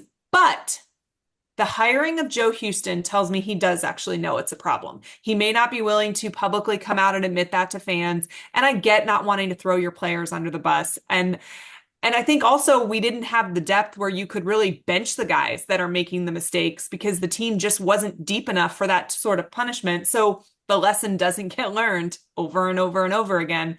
But I am hopeful that this year we have turned over a new leaf with special teams. We're going to take it seriously. I think Joe Houston takes it seriously. And my assumption is that Billy Napier accepts his counsel on this. And, we have a great kicker. We have a great punter. Our problem is that we are not detail oriented when it comes to special teams. These are stupid mistakes. They are mistakes that you get in trouble for making your freshman year of high school if you're playing special teams. And it's embarrassing for college kids to be continually making this in game 1 and also game 12. So, I'm going to step off my soapbox now, but there is the details. The details matter, particularly with special teams. And the details mattered in that Arkansas game, because if it wasn't for that penalty, Smack's kick barely missed the right upright. So if 5 yards were closer in that situation and you're not rushing onto the field or everything's going on, he probably makes that kick. I think I told you guys this, but maybe not. We were on the sidelines for that game. Because we were about ready to run onto the field afterwards. We were on the sidelines, and I thought Eric Wilbur would get kicked out of the swamp at this moment, because he is losing his mind on the sidelines, screaming to the special teams unit where they're supposed to be. Lots of curse words flying. And I'm like, Eric, oh my God, their wives are all standing right there. Their coaches' wives. And he's like, great, they can tell them they suck at their job. And losing his mind on the sideline. He was closer to our special teams unit than our supposed special teams coordinator. Game changing, Was mind you. Well, he changed the game. He did. He did. He sure did. But Eric was standing closer to that unit than your game changer was. And then after that game, for it to get blamed on players calling the wrong thing, your players should never be in control of calling the wrong thing. When Eric played, their assistant strength and conditioning coach, Coach Frank, used to stand on the sideline with a clipboard, and he would say, okay, 1, 2, 3, 4, 5, 6, 7, 8, 9, 10 are out there. My punter's in the net. Okay, we're good. Over and over and over again. And the fact that there was not someone there the last 2 seasons doing that is mind-blowing. But I do think that will be Joe Houston this season. I wondered if it's too little too late, though, honestly, because if there's one more game where special teams costs us. Well, you'll be going to my funeral if there is. I will die of a heart attack. And by the way, for the record, your husband was one of many Gator football players or former Gator football players to be irate. Another one of which was Graham Mertz, who was pissed visibly at his own teammates as it was happening. I was close enough in that game. I could read his lips. It was about the same kind of things that your husband was saying. Graham Mertz cursing out his own teammates. Like, you don't typically see a quarterback lighting into his own teammates like that, especially not one who is generally as mild-mannered and as cool and calm and collected as Graham Mertz is. That's the only time I've ever seen him without a smile on his face, and boy, was it a sight. But anyway, again, I really hope that it doesn't cost Florida another game, because if it does, then all I'm going to do is just look back to that South Carolina game that I keep pinpointing with Chris Phillips here, my Gamecock friend right here. When Florida blew Carolina to Kingdom Come that day, 38-6, I was like, yeah, that's great. I get to troll the ever mighty internal fluids out of your fans, but there's a lot of problems here. You have your team fall asleep for a fake punt touchdown. You fail to get the hold down on one kick. You get another kick blocked. You fumble a punt. You give up a 40-yard punt return to Juice Wells. And then for a finale at the end of that, you grab his face mask and you throw him across the sidelines for another 15-yard penalty. That game alone should have been the I need to do something moment. And the very next week, Jason Marshall fumbles the game away against Vanderbilt by trying to field a punt in his own end zone. Also in that game, our kicker missed an extra point. So because it wasn't addressed after that season, Yeah. that's where I wonder, is it too little too late? Because I know he made a move, and I do credit him for that. It's better than not making a move. He could have negated it again. But if there's just one more game, even now with Joe Houston on staff, where special teams costs us that's going to be my reaction. Just throw my hands up. Like, well, sorry, dude. It all goes back to the details. And the reason it's so frustrating, at least to me personally, is the fact that we were sold on the fact that Napier is organized and detail oriented. With Dan Mullen, we had somebody who, wasn't as detail oriented, was a little bit more loosey goosey in the way that he treated his players, in the way that he called his plays, in the way that, and so we thought we were getting the opposite of that. But when the same mistakes happen week 1 as happen week 12, that sends the message that that's not the case, that we are not detail oriented. And, even with Utah, I get that it's the first game of the season, but something like sending out 2 players in the same number. And the crazy thing is, had they not had, and they said, well, it's because he switched to 3 the week of and blah, blah, blah. But he was 21 the week before, who was also on the field on that play. So if it wasn't going to be 2 threes, it was going to be 2 21s. But that is someone's job. You have what is the largest staff in college football. It is not the player's responsibility to make sure their jersey number isn't the same as anybody else on the field. It is the third person you hired to hold your cup of coffee. Let them have a clipboard and count the numbers. It is someone's responsibility. And you can't tout the largest staff in college football and that you're incredibly detail oriented. And that's how you open year 2. Chris, your thoughts? Yeah, to Ali's point, I've got a buddy that's in the Air Force, and he said something, or was in the Air Force, excuse me, and he said something to me that really resonated, that they would always say that a leak turns into a flood, and the way that you do anything is the way you'll do everything, right? And so to the point about being detail oriented, and this goes back to, it's interesting. I talk to a lot of different people across the SEC breaking down these teams, and some will kind of, because I always bring up special teams, and we're doing all these different previews and stuff, and some people will be like, oh, special teams, like we never talk about that. There's some people that get really excited to talk about it, or they are like, I'd rather literally gouge my eyes out than talk about special teams, because it's an extreme positive or extreme negative. So it doesn't have to be an extreme positive. It really doesn't, but it cannot be losing you games, to Neil's point, to Ali's point, to everybody's points. And that's the whole discussion. We're going to get in the game by game stuff in a second, but about how does it look? I said 5-7, I could see Napier being back. That doesn't factor in, though, special teams and stupid mistakes continuing to be an issue, because if they are, again, at some point, you show me who you are, it's up to me to believe you. And if you see it again in year 3, it's as much a part of the culture as doing the Gator chomp. It just is. At this point, it just is. So it's got to get corrected. Again, you give Billy Napier credit for doing what feels like kind of bare minimum, but I do also kind of feel what Neil is saying. Like, it took 2 years and losing some really horrific games to make these moves. So maybe it's not too little too late, but it does raise the question of what took so long, because it shouldn't have taken what it took to not just try to get special teams to be elite, but just button it up to a point where it's not costing you, because any coach worth a damn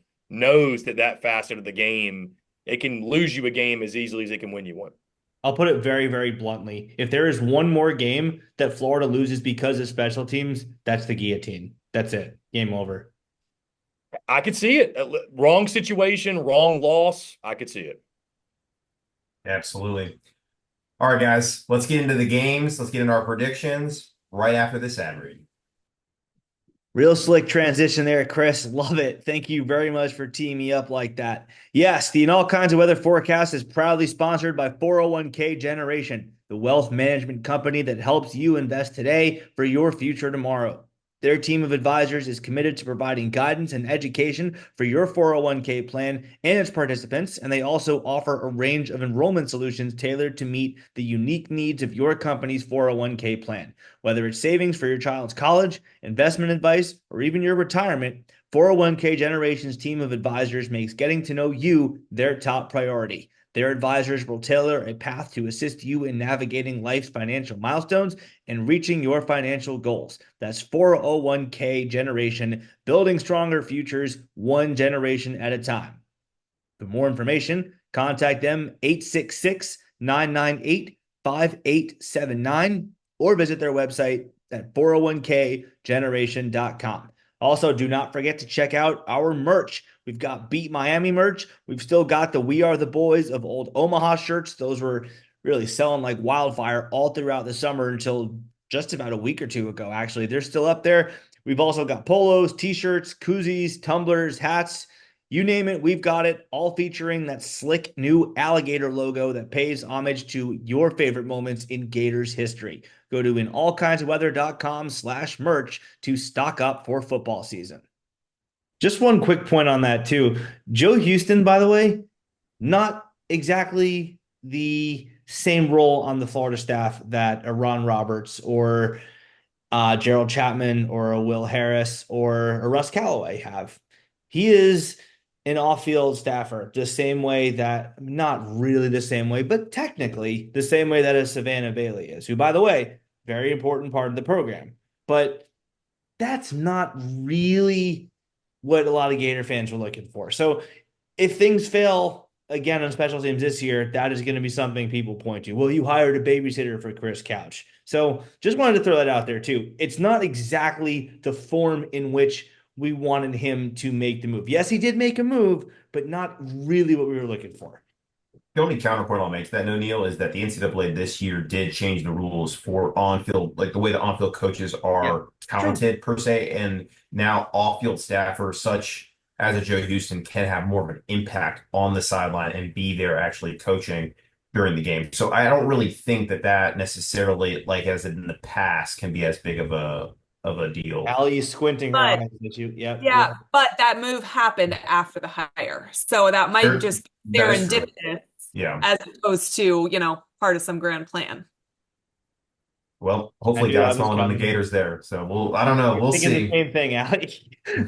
just don't do anything stupid on special teams. That's all you got to do. Just don't do anything Which stupid. is asking for a lot.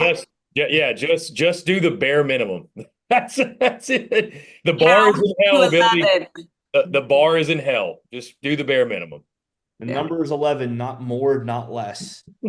By the way, we also lined up with 13. I saw you, Neil.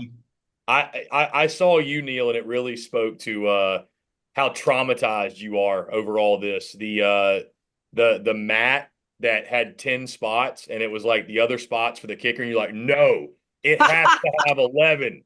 I was like, that is a man that has watched his football team piss away games. You know that we had 10 men on the field twice during the spring game, too. Yeah, I noticed that. I think we actually posted that because I was like, this is just like, you can't script this. And we had a third, except it's not because it's our team, but we had a third situation where we did line up with all 11, but only after the 11 sprinted on for the kick. Yeah. Like this is no words. But I mean, the angst comes from the fact that I did coach special teams for a minute when I was actually still in high school. I was a student assistant on special teams, specifically with the punt block team. But forget that. How this unit that's typically listed third in the hierarchy of offense, defense, and special teams has probably cost you as many games. Because if you want to say, Kentucky was the defense, well, why did Ray Davis go for that 85-yard touchdown run? What happened? Well, we had a leaping penalty. That was absolutely devastating. So I don't know. The unit that's on the field the fewest amount of times should not be costing you at almost the same rate that the other two do. You can credit 3 games, I think, last year. I mean, I think you can credit Missouri, Arkansas. you could look at Utah, you could look, I mean, I think it's very fair to say Florida has 3 more wins if they do nothing else but play mistake-free special teams. And Yeah. that's crazy because then the seat's not even warm this year. And all you had to do was care about the third aspect of the game. And you have to wonder how Kentucky plays out if not for that leaping penalty. Yeah. Maybe, I don't know. I think Ray Davis is still running though on our defense. I think the special teams that day probably wasn't the end all be all as much as it was the defense. But to Allie's point, Arkansas, Missouri, imagine how different the season would be had you won those 2 games. You would have been bowl eligible. And maybe, I think going into that Florida State game with even a little bit more momentum against a wounded team without Jordan Travis, 8 wins last year. I mean, the narrative surrounding this team and the schedule we're about to talk about here and predict is so much more different. So definitely some good points there. Let's hope that special teams counts to 11 and plays mistake-free football doesn't cost us any more games. Otherwise, from the sounds of it here, Billy Napier might be on his way out the door. So let's get into all 12 games, starting with the one we kind of started the show off with, the Miami Hurricanes, now the number 19 preseason ranked team in the country. They're coming in as a 2.5-point favorite, according to Vegas, although ESPN FPI gives the Gators the edge here with a 57% chance to win. So, guys, we're going to go on percentage chance we think we have to win this game. Obviously, if you're over 50%, you're, I think, leaning in the direction that you think they could win. But there's going to be a lot of probably 50-50 games we'll talk about here that could go either way. So, Chris, I'll start with you. You're going to be in the stands in the swamp for the first time for this game. What percent chance do you think the Gators have to win it? Yeah, I can't wait. First off, again, the environment's going to be electric, as I talked about top of show. Can't wait to experience it with Neil right here. It's going to be golden content for sure. And Chris, just to let you know, if you're sitting in his season tickets, you're only going to be 4 rows below me. As Neil and I found out, where our season tickets this year are close by each other. That was by accident, not by our doing. Complete coincidence. Are you near me? Where are you? We're section 65. Okay. I think we're 23. I think 23 is where ours is. I'm sure we'll link up, Allie. I'm going to be taken well care of by the Gator faithful all weekend, including Friday night. So it's going to be a good time. I mean, I picked this as a win. I'm going to give the percentage. I think you said ESPN FPI is like 57%. I'm going to go 55%. Big Canes down here. I just I'll be doing that a lot. Don't worry. I'm skeptical of Florida's got questions. I'm skeptical of Miami too with all this hype. After the kneel down situation against Georgia Tech last year, I'll never trust Mario Cristobal again. So I'm going to pick Florida. I think a really emotional. It's a game you have to have. Cam Ward's going to be walking into a zoo. We saw Florida do this 2 years ago against Utah. It's even if the Gators don't have that 7 or 8 win season folks are hoping for, I think Florida shows up, plays maybe their best game, and I expect Florida to get the win. So score around 24-20, something like that. I know we're not doing score predictions, but I've got this one. This one's well publicized. I think Florida 55%. I mean, I think it's going to be a close game, but I've got the Gators in this one. By the way, before we go any further, everyone, just to make this fun, get your phones and record your own percentages for each game. And then at the end, we'll add them all up, and that'll be your win share total for Florida this year. So Chris, 55 for Miami. Allie? All right. I'm going to say Florida has a 60% chance to beat Miami. I do think they win this game. Have a little bit of concerns about the offensive line that we've heard the last couple of weeks. And obviously that could change things because I think Miami does have an incredibly talented defensive line, but I'm glad we get Miami where we do in the season. I think that Cam is going to look like a different quarterback, week 8 and on, probably maybe week 6 and on. I am excited that we get him his very first game as a Cane in the toughest environment that he will play in this season. And I do, we have the quarterback edge in this game, which I have been roasted on social media for saying this week. And Doring said exactly the same thing. When you look at the quarterback matchup in week 1, you have to give the nod to the guy that is returning to his team, that is playing at home, that is honestly plays pretty mistake-free football. Cam Ward is a turnover machine previous to, in his previous stops. So I I think that Florida has the better quarterback in this game at the moment. And I think that the crowd will play a large role in it. So I say 60% chance Florida wins. I'm at 60% as well. Neil, I'll go first and you go to you for the same reason. I have 60%. I agree with a lot of Ali saying. The one thing we didn't mention though tonight is the fact that we probably may not have Montrell Johnson Jr. That remains to be seen. He's week to week, but we're hearing some reports that he may not be ready for that game. And if he's not, I still feel very good about our running back room. A lot of praise coming out for Jaden Ball, and we of course have Treon Webb, who did play some snaps last year. But I think the crowd is the difference in this game. Like if we were to open this game in Miami, I know that we joke that they don't show up for home games, but they do pack that place for the big ones, and it could be a hostile environment in that situation. But I like the fact that we're opening here at home, and I do think it's going to kind of be reminiscent of those Utah vibes of 2022. And I think the Gators do win a close game, so I'm giving it 60% chance.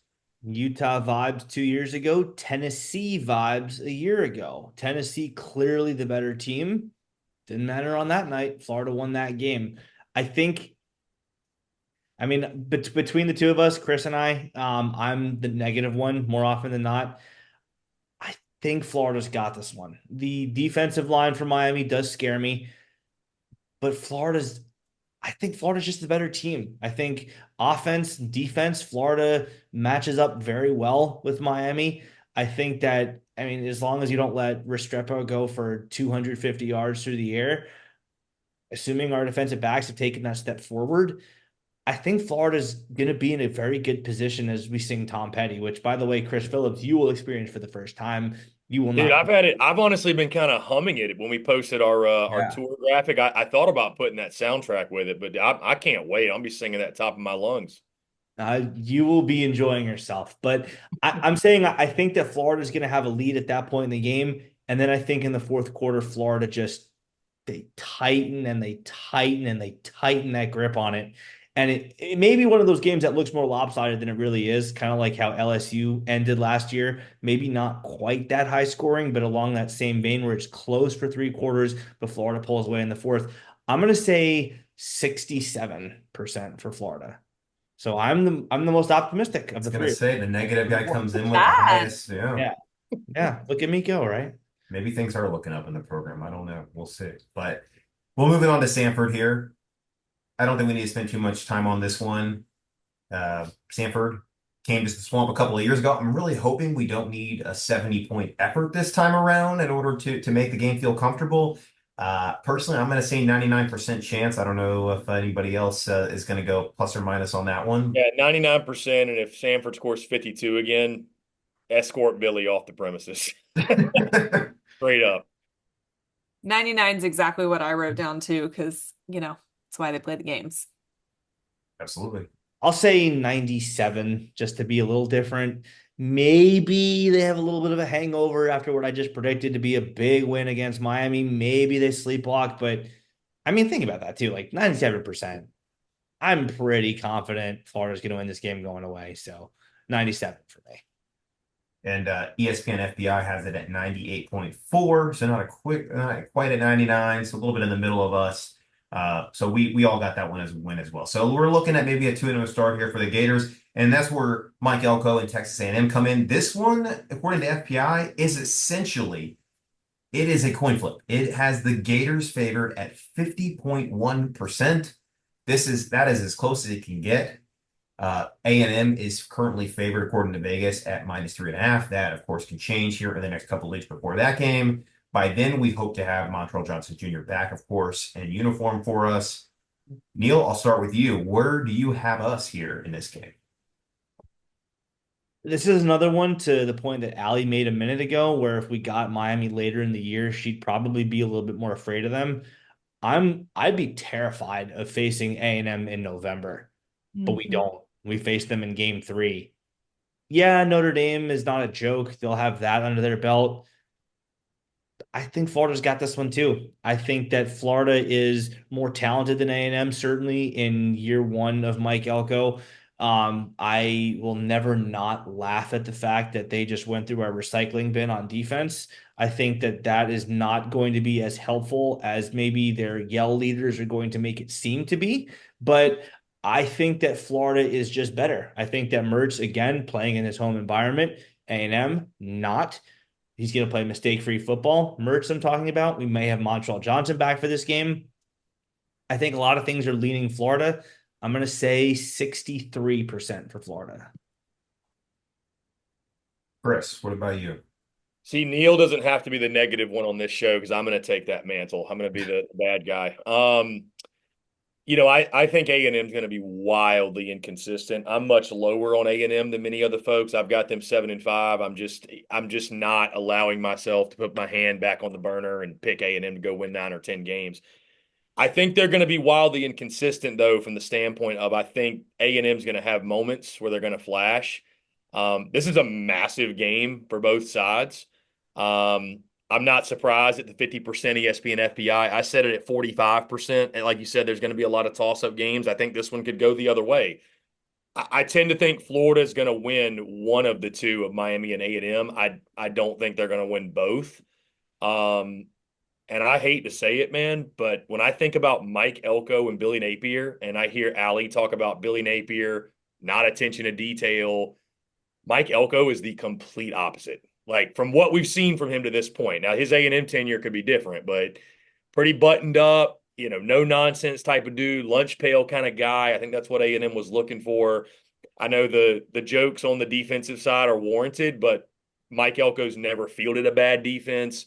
I like Connor Wegman at quarterback. They've got a ton of weapons at wide receiver. Close game, but I'm going to go 45% win chance for Florida, and I think A&M squeaks out a really, really close one. But I think, and what I was going to say, I hate to say it, with those opposites with Napier and Elko, if the issues, the dumb mistakes are still there, I think this is where you might see it. I could see it. I could see Florida making a bad mistake in this game to cost them. All right, Allie, where do you sit with A&M? I think Florida wins. I'm going to say 55%. I'm going to go with. I think that Florida wins. I do understand why this is being labeled a toss-up game. I agree with Neil that if we got Texas A&M later in the season, it could be a different outcome. But so much of their team from last year hit the transfer portal, and their defense are guys that we were excited to get rid of. So, and I do think if Florida beats Miami, obviously they'll beat Samford, that the Swamp will be electric. You know that the first home game after a loss, the vibe just kind of comes down a notch, right? If they've beaten Miami, that is still going to be peak optimism in that stadium, which means it will be rocking. So I do think they win, but this is exactly what Neil said. Another game that I'm really glad we get in the beginning of the year.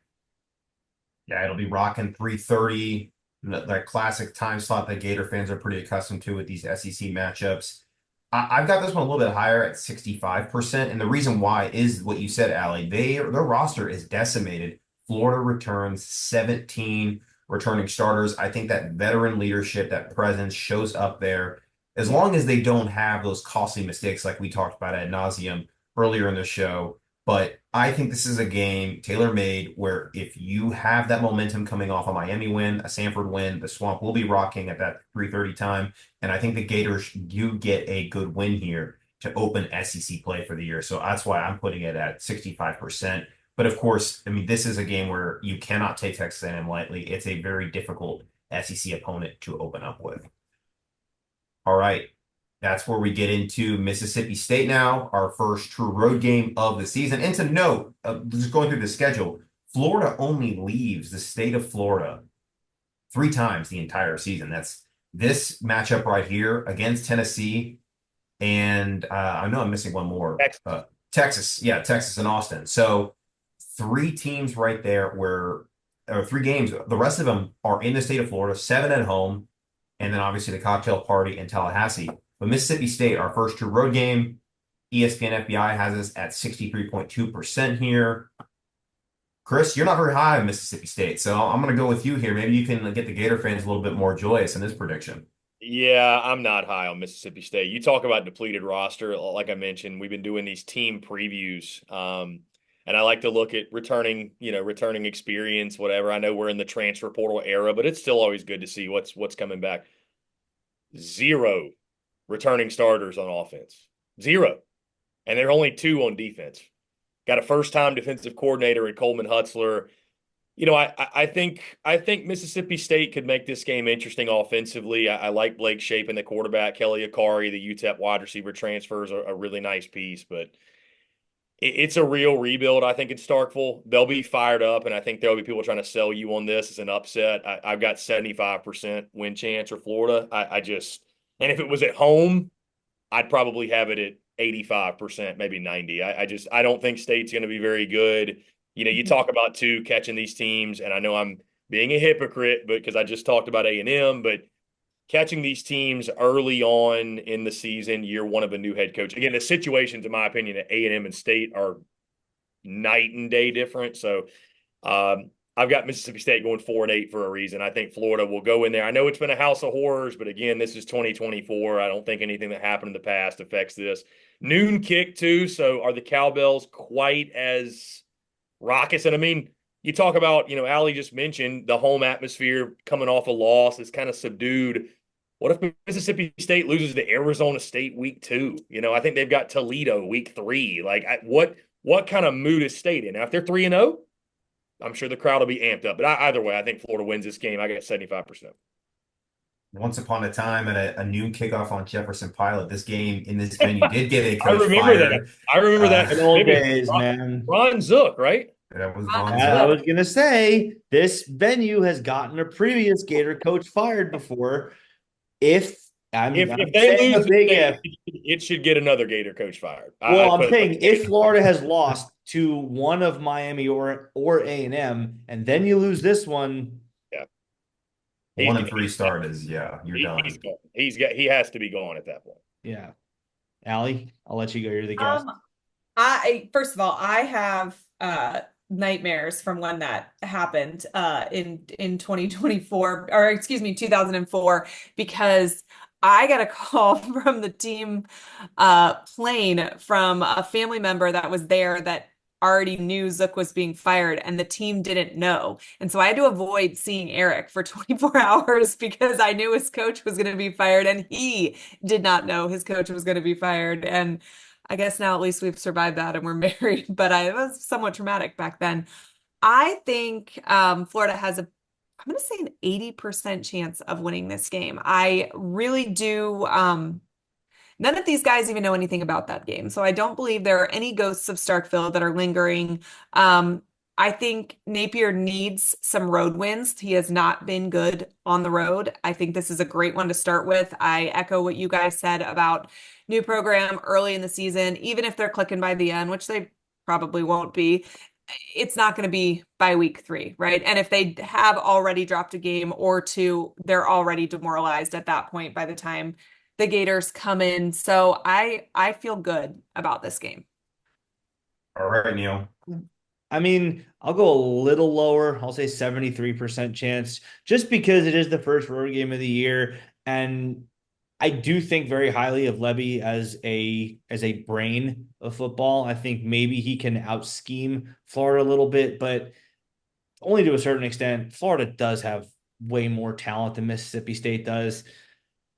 I don't really think Florida's in danger, but because it's on the road, I'll say less than 75%, which is like 75% is when I go into a game feeling good. Like there's no doubt in my mind. There's no worry. So below 75 is when there's any like threshold, 75 is the threshold where I feel like there's any worry. So I'll say 73 just because I'm somewhat concerned, but not nervous or like biting my fingernails. because Florida is just so much better. I'll say 75%. That's right where I'm at. That's what I wrote down as we were looking at the schedule earlier. I think for all the reasons everybody said, is the better team. They have a lot more veteran leadership and returning players, whereas Mississippi State is starting from literal scratch. This is a game, especially if you're coming in 3-0, you've got to continue to seize on that momentum and get that big road win, like Ali said, to add to Napier's resume there. All right. This one's going to get interesting. Now we're getting into the month of October. UCF comes to town, the big one that a lot of UCF fans are looking forward to. Some of their fans on Twitter really think it's going to be a 60-40 crowd. Boy, are they in for a surprise that night. It'll be prime time, either 6 or 8 o'clock, and ESPN FPI gives the Gators a 67.5% chance to win. Allie, do the Knights pose a threat to the Gators this night? Um, they pose a threat. I think Florida can handle the threat. I'm going to say they have a 71% chance of winning. UCF fans are in my top 3 of most obnoxious fan bases, like 100%. The 60-40 stadium stuff it's like they don't actually know how away stadiums work. And I've gotten to the point where it's not even worth arguing. I'm sure, go and then look and see if you think it's really 60-40. This is stupid. Gator fans show up even when we're terrible. There's not 60% empty of or 40% empty of our stadium or 60% empty in our stadium ever. That's not how this works. But regardless, I think Florida wins. Florida is the more talented team. If Florida struggles with UCF, it's not a good sign. It's not a good sign for the back half of the season because everybody else that comes after UCF would beat UCF. So, if we can't pull off a win then, it really becomes hard to find where you get wins after them. All right, Chris, what about you? I'm going to go 65% Florida. I think UCF does pose a threat. I think this is a quality team. I think this is a losable game. I really do. But night game at the Swamp, yeah, that whole UCF's going to take over the stadium thing. That's news to me. I don't see that happening. But I think Florida will get the win. I think this will be uncomfortable, I think it's a losable game. But top to bottom, Florida's a more talented roster, and again, I think with Billy Napier, there are going to be, if it's time to move on, there's going to be some obvious signs. This would probably be one that, again, it may not be a must win, but it is a can't lose for Billy Napier and for Florida. Yeah. I think UCF poses, first of all, Central Florida, because calling them that pisses them off. So do that. Golden Knights too. The Citronauts. There you go. Yeah. I don't really think Florida's in trouble here. KJ Jefferson, I know what happened the last time. I don't see that happening again. And I think Florida is just another game where Florida is just so clearly top to bottom more talented than their opponent is. So I'll say 80% for Florida. I will say this. If this is a game that Florida loses and it is not the first loss of the year, I think that could be the end right there for Napier. I think if this is the second loss of the season or more, I think that could be the end of the road. But again, we'll see. And I hope we don't have to get there because I do like Napier a lot. But, got to win games. This is a game where I have Florida at 70% chance, pretty close to what other people have said in the FPI. I think at home, at night, the crowd should be into it. This is a game we're going to get up for to kind of show the fact they are the little brothers of the state of Florida, and we are the more dominant program. So I'm going to give the Gators a 70% chance to win, so long as KJ Jefferson doesn't bulldoze a safety into the end zone again. And now we move on to our next road game against Tennessee. This one, I think a lot of fans, Gator fans in most seasons go into the Tennessee matchup confident just because we've dominated this rivalry now for pretty much all of our lifetimes. But this season feels a little bit different because of the progress that Josh Heupel has made, and it is a very tough road environment, arguably the toughest that we'll face this season. I'll go to you, Neil, first. What are you thinking about this matchup in Knoxville? Yeah, I mean, as Chris Phillips said a moment ago, the past doesn't really matter a whole lot. The thing is, for all that Gator fans love to talk about how Florida owns Tennessee, the last time these two coaches met in this stadium, Florida lost. And I think that's a better indication of anything than any of the other games that Florida beat them like 47-21 or 30-6, or even when they beat them when they were both good. That's just not really relevant here. I think that Josh Heupel is a more intelligent in-game coach than Billy Napier. I think he can out-scheme Florida for sure, better than Levy can. The difference is he has the horses, Levy does not. So this is a game that I think Florida loses. Not a sure thing that Florida loses. I'll say 41% chance for Florida. It's clearly not a definite loss, but one where I would say Tennessee should be favored. Allie, what are your thoughts on this matchup?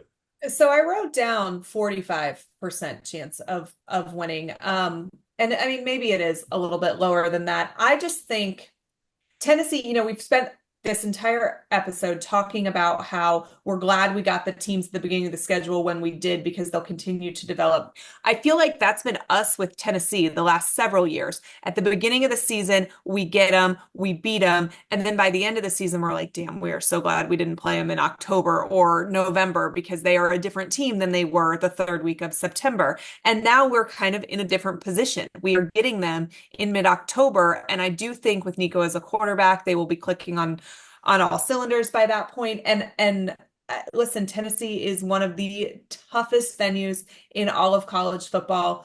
One of my favorite places to watch a game. So the road environment is going to be tough. Napier hasn't been good on the road. But I think that we have the ability to be in this game. I think that we have the horses to run with Tennessee, but it's one of those games where there is going to be absolutely zero room for error.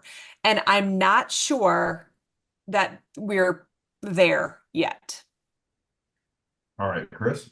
Yeah, I'm gonna go 40%. And I'm higher on this than I thought I would be, just because of, and I know Neil mentioned, history doesn't always matter. So maybe again I sound a little bit hypocritical, but to your point, man, Florida just I mean, we all know about the history in the swamp, and like you look back over the Tennessee fans still have nightmares probably over the way Yes. this series has gone.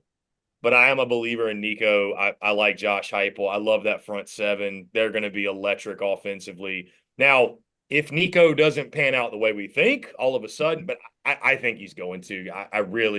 Like I said, I'm a believer in him.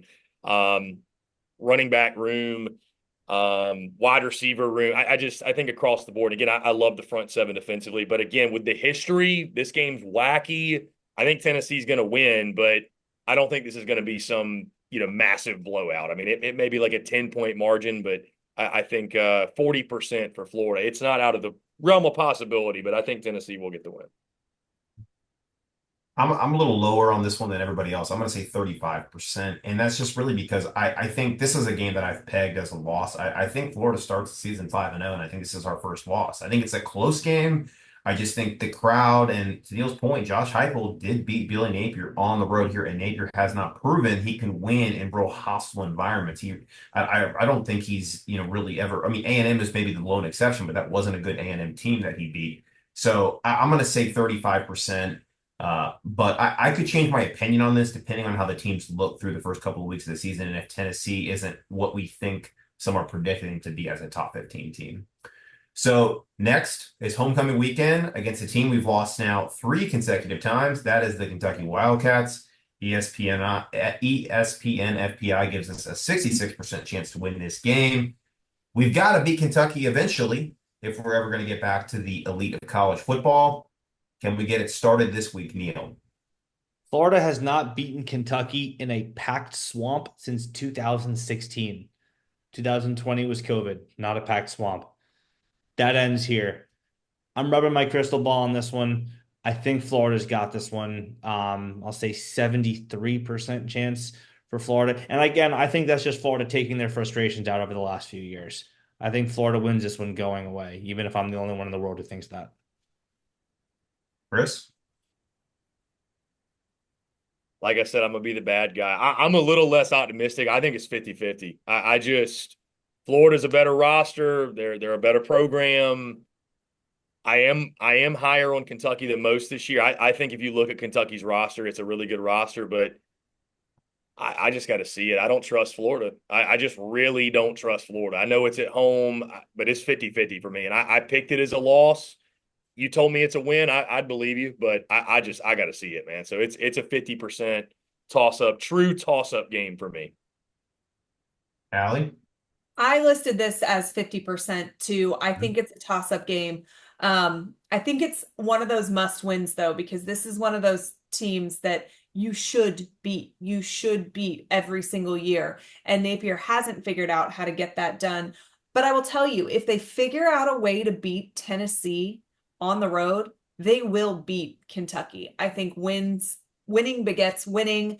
And I think, if they beat Tennessee, I believe that they start the season 7-0. If they lose to Tennessee, I think there's a great chance they start the season 5-2. It's going to be hard if they lose that game to come back, get in the right mental space to play a team that has continually beaten you the last multiple years. The crowd won't be the same if we just lost the week before. So I just, I think a lot rides on what happens that Tennessee week, but Kentucky's a toss-up for me at this point. I'd be a little higher if it weren't for the last 3 years of results. Mark Stoops just has Florida's number right now. I don't know what it is, and that's over two coaches. It's not even just Billy Napier. That was also Dan Mullen, and Dan Mullen probably should have lost a few more of those matchups against Mark Stoops.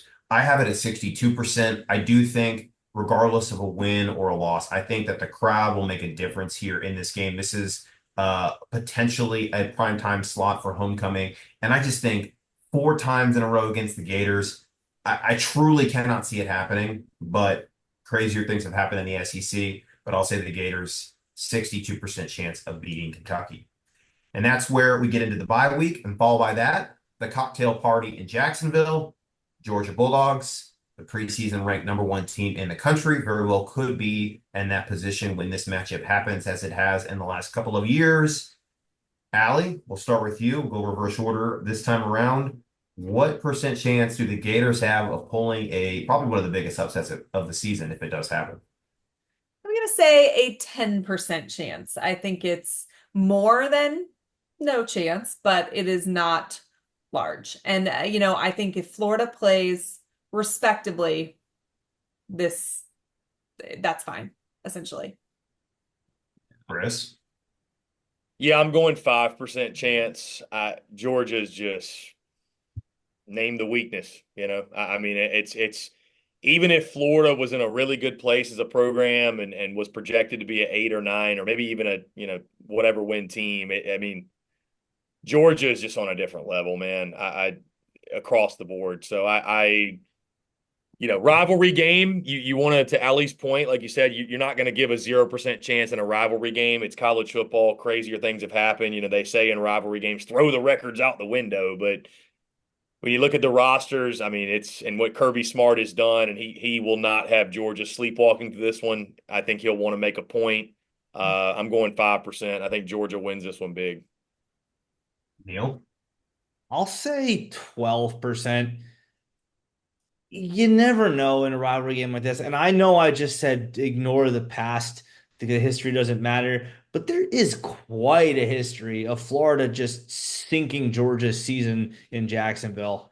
Like I said, 12%. The chances for Florida to win are not good. Georgia has the talent advantage pretty much everywhere, including at quarterback, which is not going to be very common for Florida. Graham Mertz probably stacks up very favorably to every other quarterback he faces.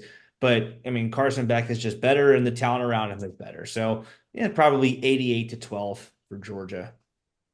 Unfortunately, this isn't the Mark Richt era anymore where the Gators can ruin Georgia's season, and it hasn't happened in the Kirby Smart era. I give it a 10% chance as well, like Allie said. I think I'm just hoping the Gators, they've lost the last two to Georgia by around 20 points, 23 points or so. I'm hoping we can get that maybe down to 2 touchdowns this season. Like, let's build back toward the middle where we're in the game in the fourth quarter again. I'm going to say 2. I'm going to say hopefully a 2-score game, but I give it a 10% chance that we pull the upset. So I don't know, maybe the toughest 2-game stretch here, but this is the Texas Longhorns coming up next, where ESPN FPI doesn't give Florida a very good chance to win. They're at a 12% chance. Personally, I'm at about a 15% chance on this one. I think that Texas right here, this is a team that is also assembled a roster that is SEC caliber. I think they showed it at times last year. They went on the road to Tuscaloosa and they were able to take care of business. They came within a pass in the end zone to making the national championship game and potentially winning that game. I think there was an argument they were a more talented team than Michigan was. And they return a lot of this roster. And I think it's going to be very difficult late in the season where I think Texas could be number 2 in the country. We could be facing the number 1 and 2 in the country back-to-back weeks. So we'll have to see there. But I'm going to give the Gators maybe a slightly better chance, 15%, only because it's not Georgia and I don't see Texas as more talented, but that remains to be seen. All right. So, Chris, what do you think about the Texas matchup? So I'm going to give it a 10% chance, a little bit more than Georgia. I know it's on the road in Austin there, noon kick, 11 a.m. local time. You never know with those 11 a.m. local time kicks what can happen. But, Texas, I think, is going to be they're going to be college football playoff, really, really good roster. I'm a believer in Texas, but a little bit more gettable than Georgia. I don't think Texas is quite up there with Georgia. They're neck and neck, but I just think with the uncertainty with Texas first year in the SEC, going through navigating the SEC grind, it's not quite as serious as what Oklahoma's facing, but I'd give Florida a little bit more of a chance, and this is the point in the season. Allie talked about it with the Kentucky game, Tennessee game, building up. You're kind of building up to this part of the schedule. So if things are clicking for Florida, maybe. I mean, this is another one of those games, though, where if you kept this within single digits in a losing effort, that would be a positive. You hate to say moral victories, but that's why, again, I think Texas there for real. I'm going to go 10% in this one. Allie, what do you think? So I actually have Florida at a 30% for this game, which I know is somewhat wild, but it's week 9 of their very first SEC season. And I understand that everybody will tell you that Texas has built an SEC roster. I just don't think they're used to playing an SEC schedule. I think they play a couple incredible teams each year. And then I think they sleepwalk through, 8 or 9 games a season. And it's going to be interesting to see what happens from a depth perspective when you take these hits that you only get in the SEC week after week. I also now have a personal disdain for Texas fans, given them joining the conference and the way that they've acted. So there's a personal vendetta in there as well. But I think Florida has a legitimate shot in this game, and it may have more to do with what Texas feels like and looks like in this week after having run this gauntlet. All right, Neil. You guys aren't ready for this one. 4. I think this is a butchery. I think Florida fights really hard against Georgia. I think they use a lot of bullets in that game, and I think that they're just dead the next week. And I think because it's in Austin, because there is the talent advantage. Now I agree with Chris. It's not quite as wide as it is with Florida and Georgia, but that back-to-back is brutal. So with no let up in terms of the toughness of the opponent that you have to face on the road now, I think this is just an absolute slaughter for Florida. I don't feel good about this at all, to put it mildly. Fair enough. Well, now we get into the final 3 games of the season, all very gettable. ESPN FPI has 2 of these at around 50%, and the next one is LSU at home. LSU, another team that we've kind of let slip away in recent years in some close matchups outside of the Jaden Daniels game last year. 46.6% chance to win, according to ESPN FPI. Allie, what do you think? Can the Gators break the streak here and finally get the first win in 5 years or 6 years? So I have us at a 40% chance to win. I think the LSU game is kind of a bellwether game for me. So, more than likely, you've lost to Georgia and you've lost to Texas. Can you stop the bleeding? Because there you have like a death march for 5 weeks in a row, right? But this is one of the more gettable games, I guess, in that death march. And if you can stop the bleeding here, you may be able to steal one of the two that are left after that. And then it's not such a hemorrhage at the end of the season, right? And so, I think it's really important. Can they come back from Texas and figure out a way to take care of business? All right, Chris. This was the game for me for Florida. I think Florida's going to get somebody. They may get multiple. I give Florida 51% chance here because I think Florida pulls the upset. So, to your point, I think LSU is somewhat of a volatile team this year with that defense. I'm just not completely sold that they're going to take this massive leap, although talking to LSU folks, and it's that time of year, right? Everybody's optimistic based off what they're seeing in fall camp. So they believe they're going to be leaps and bounds better defensively. I need to see it. I think Garrett Nussmeier is, if you're looking at this game, a gettable quarterback from the standpoint of, can be turnover prone at times, making mistakes. Thankfully for Florida, Jaden Daniels is no longer on that other sideline. Again, this game being in the swamp, revenge game, 51%. It's a losable game, obviously, but 51% I think Florida will pull the upset in this. And Chris, for the reason you said too, we're facing Garrett Nussmeier, not Jaden Daniels. And I think this is a game where Florida is going to really want it, just given the fact that there's been so many years now where weird things have happened. We're not no throwing of shoes or whatever it may be. I think the Gators have a 55% chance of winning this game at home. 55. I think it's the game that Florida in the back half, if I had to pinpoint the one they have the highest chance, it's this one. All right, Neil. Okay. If you were to transplant the entire LSU roster, the entire LSU coaching staff, and you took everyone out of those gold and purple jerseys and put them in some other random colors, I think this is a 50-50 game. I'm traumatized by LSU. And I have a rule here called the Casey rule, named after my friend Casey, where if you lose to a team 5 times in a row, or if you lose to a team 3 times in a row as more than a touchdown favorite, I don't pick Florida to win until they actually do again.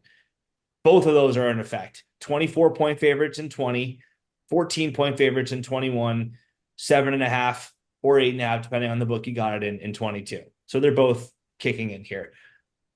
I'm going to have to see it to believe it. So, it's not 0, but I'll say 10 because, you talk about the defense, talk about Garrett Nussmeier. I don't care. I saw Florida lose to their scout team in 2020 and 2021. No, I need to see it to believe it. So 10. All right, another similar matchup. Ole Miss, another 50-50 game. Florida, slight underdog again. A little bit more percentage chance, 47%. I have the Gators. This is the one where I think maybe they drop at home, and I have it at 48%. Chris, what do you think here for Ole Miss? Are we talking about this year's Ole Miss team, or are we talking about 2 years ago? Dude, I got this at 15%, and I felt like that was high. I mean, bro, Ole Miss is loaded. I mean, and I know, like, I heard what Allie said, like, maybe depth-wise, maybe that, dude, they're starting 22. I mean, they assembled the Monstars. Like, this is, dude, they are stacked. Like, it will take an act of God for Ole Miss to not win 10 games. Really, truly. So maybe I give Florida 15% because Ole Miss, if things go sideways, if their season's not going the way they hope, we could have a Florida State situation on our hands where it's a bunch of mercenaries that just check out, and who knows what they look like. But barring they don't implode, sheesh, man. 47% from the FPI. I'm very curious what the Vegas line will be in this. And I'm not trying to be disrespectful. I think Ole Miss is stacked. I think they are stacked. So I'm gonna go 15%. Dude, my jaw about hit the floor when you said that ESPN FPI. I can't. That is very, very interesting to me. What does Vegas know? I don't. I need to know. Maybe the home field advantage and that home cooking there for the Gators. That could be it. Fair enough. If this game were in Oxford, maybe a little bit less. Allie, what do you think? Do you agree with the close game, or do you agree with Chris here? Chris has me questioning. I actually have us at a 51% Oh, chance of winning this. I think if you look at the back five, this is one of the ones I feel like we're more likely to take. I actually think we're more likely to take this one than LSU. I think Lane Kiffin is such a wild card. I think he's fabulous for college football. I will follow him on Twitter until the day that I die, but I do think that he is uh a, a wild card for lack of a better word, and I think he can make some mistakes out there. I like us in this game. Neil. Lane Kiffin can make some mistakes. He can also coach rings around Billy Napier if Napier's not careful. And again, I go back to the Levy and Heupel thing. He's got the horses, like Chris Phillips said. I don't feel good about this at all. Florida has a chance. I won't go as low as Chris did, but I'll say 33% simply because Ole Miss has the better team. And then also you wonder at this point, you talk about Ole Miss season going sideways. What if Florida season goes sideways? And well, this is senior day. Well, everyone's going to be checked out by that point if things go sideways. So that may not even matter. So what we know now, I'll say 33.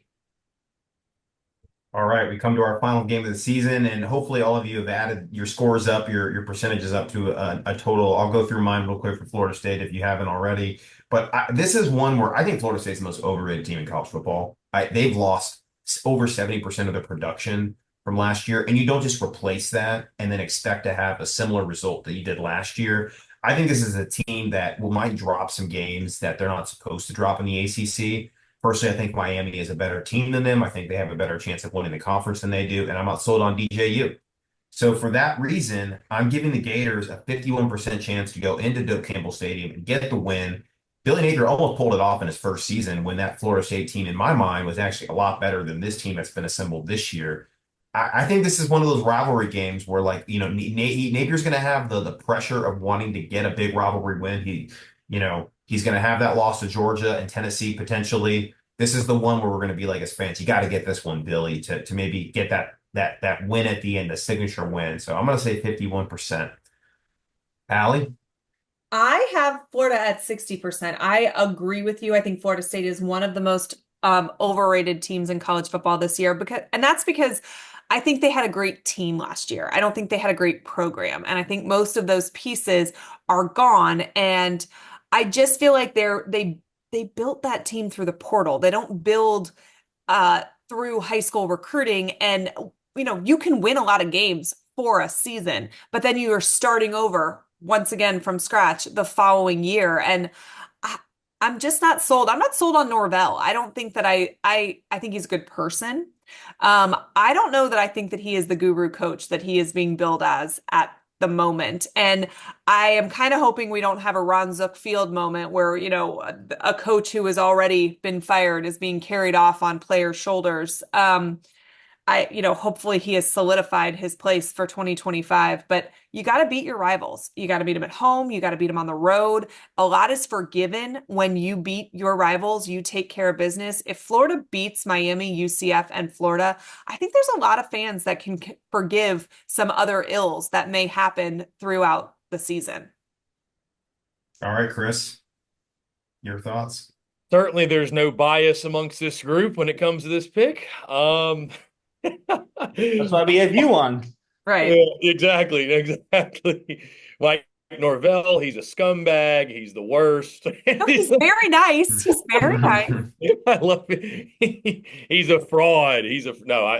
We'll see. I mean, listen, how do you feel about DJU? I think is a lot of how you feel about Florida State. And he's been wildly inconsistent. We saw him at Clemson, essentially lose his job there. Oregon State, what do we really learn? So I'm maybe a little bit higher on the program under Norvell than Allie. I will say this is 40% is what I'll give Florida, but I will be going into rivalry weekend thinking like this is anybody's ball game. I put it that way. So I don't know if that makes sense, but like I think from a roster standpoint, I think FSU is still ahead of where Florida is.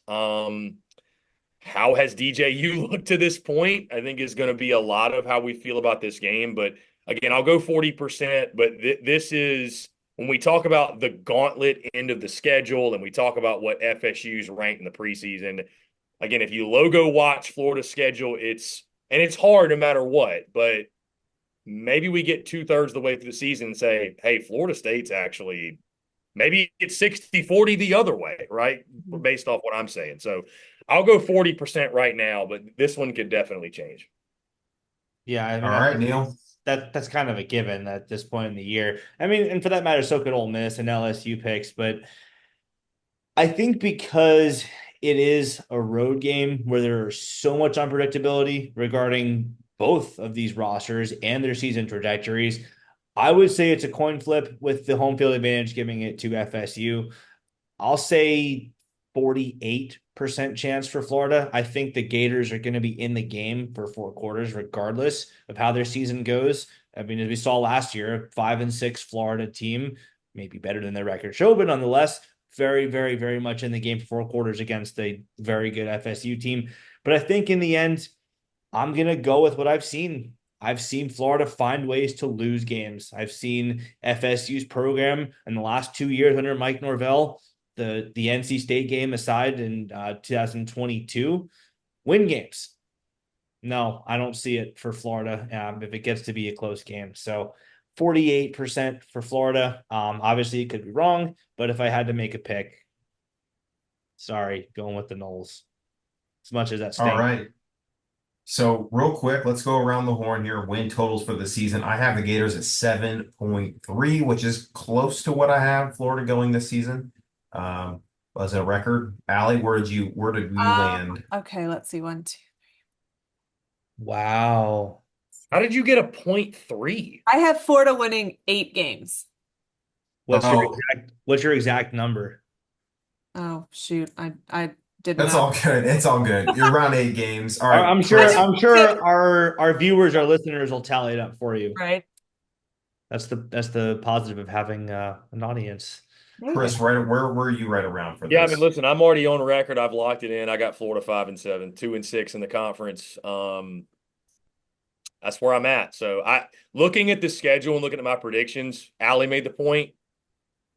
The Kentucky loss is the one that's most glaring to me, that like Florida has to flip on my predictions to have a even remotely successful year. But that was one I really struggle with to give Florida, just because of, Billy Napier's history. And like you said, Mark Stoops running circles around him. So I'm locked in, though. It's well publicized, 5-7, 2-6, but I've got the week 1 win against Miami. So let's have one hell of a time in the swamp.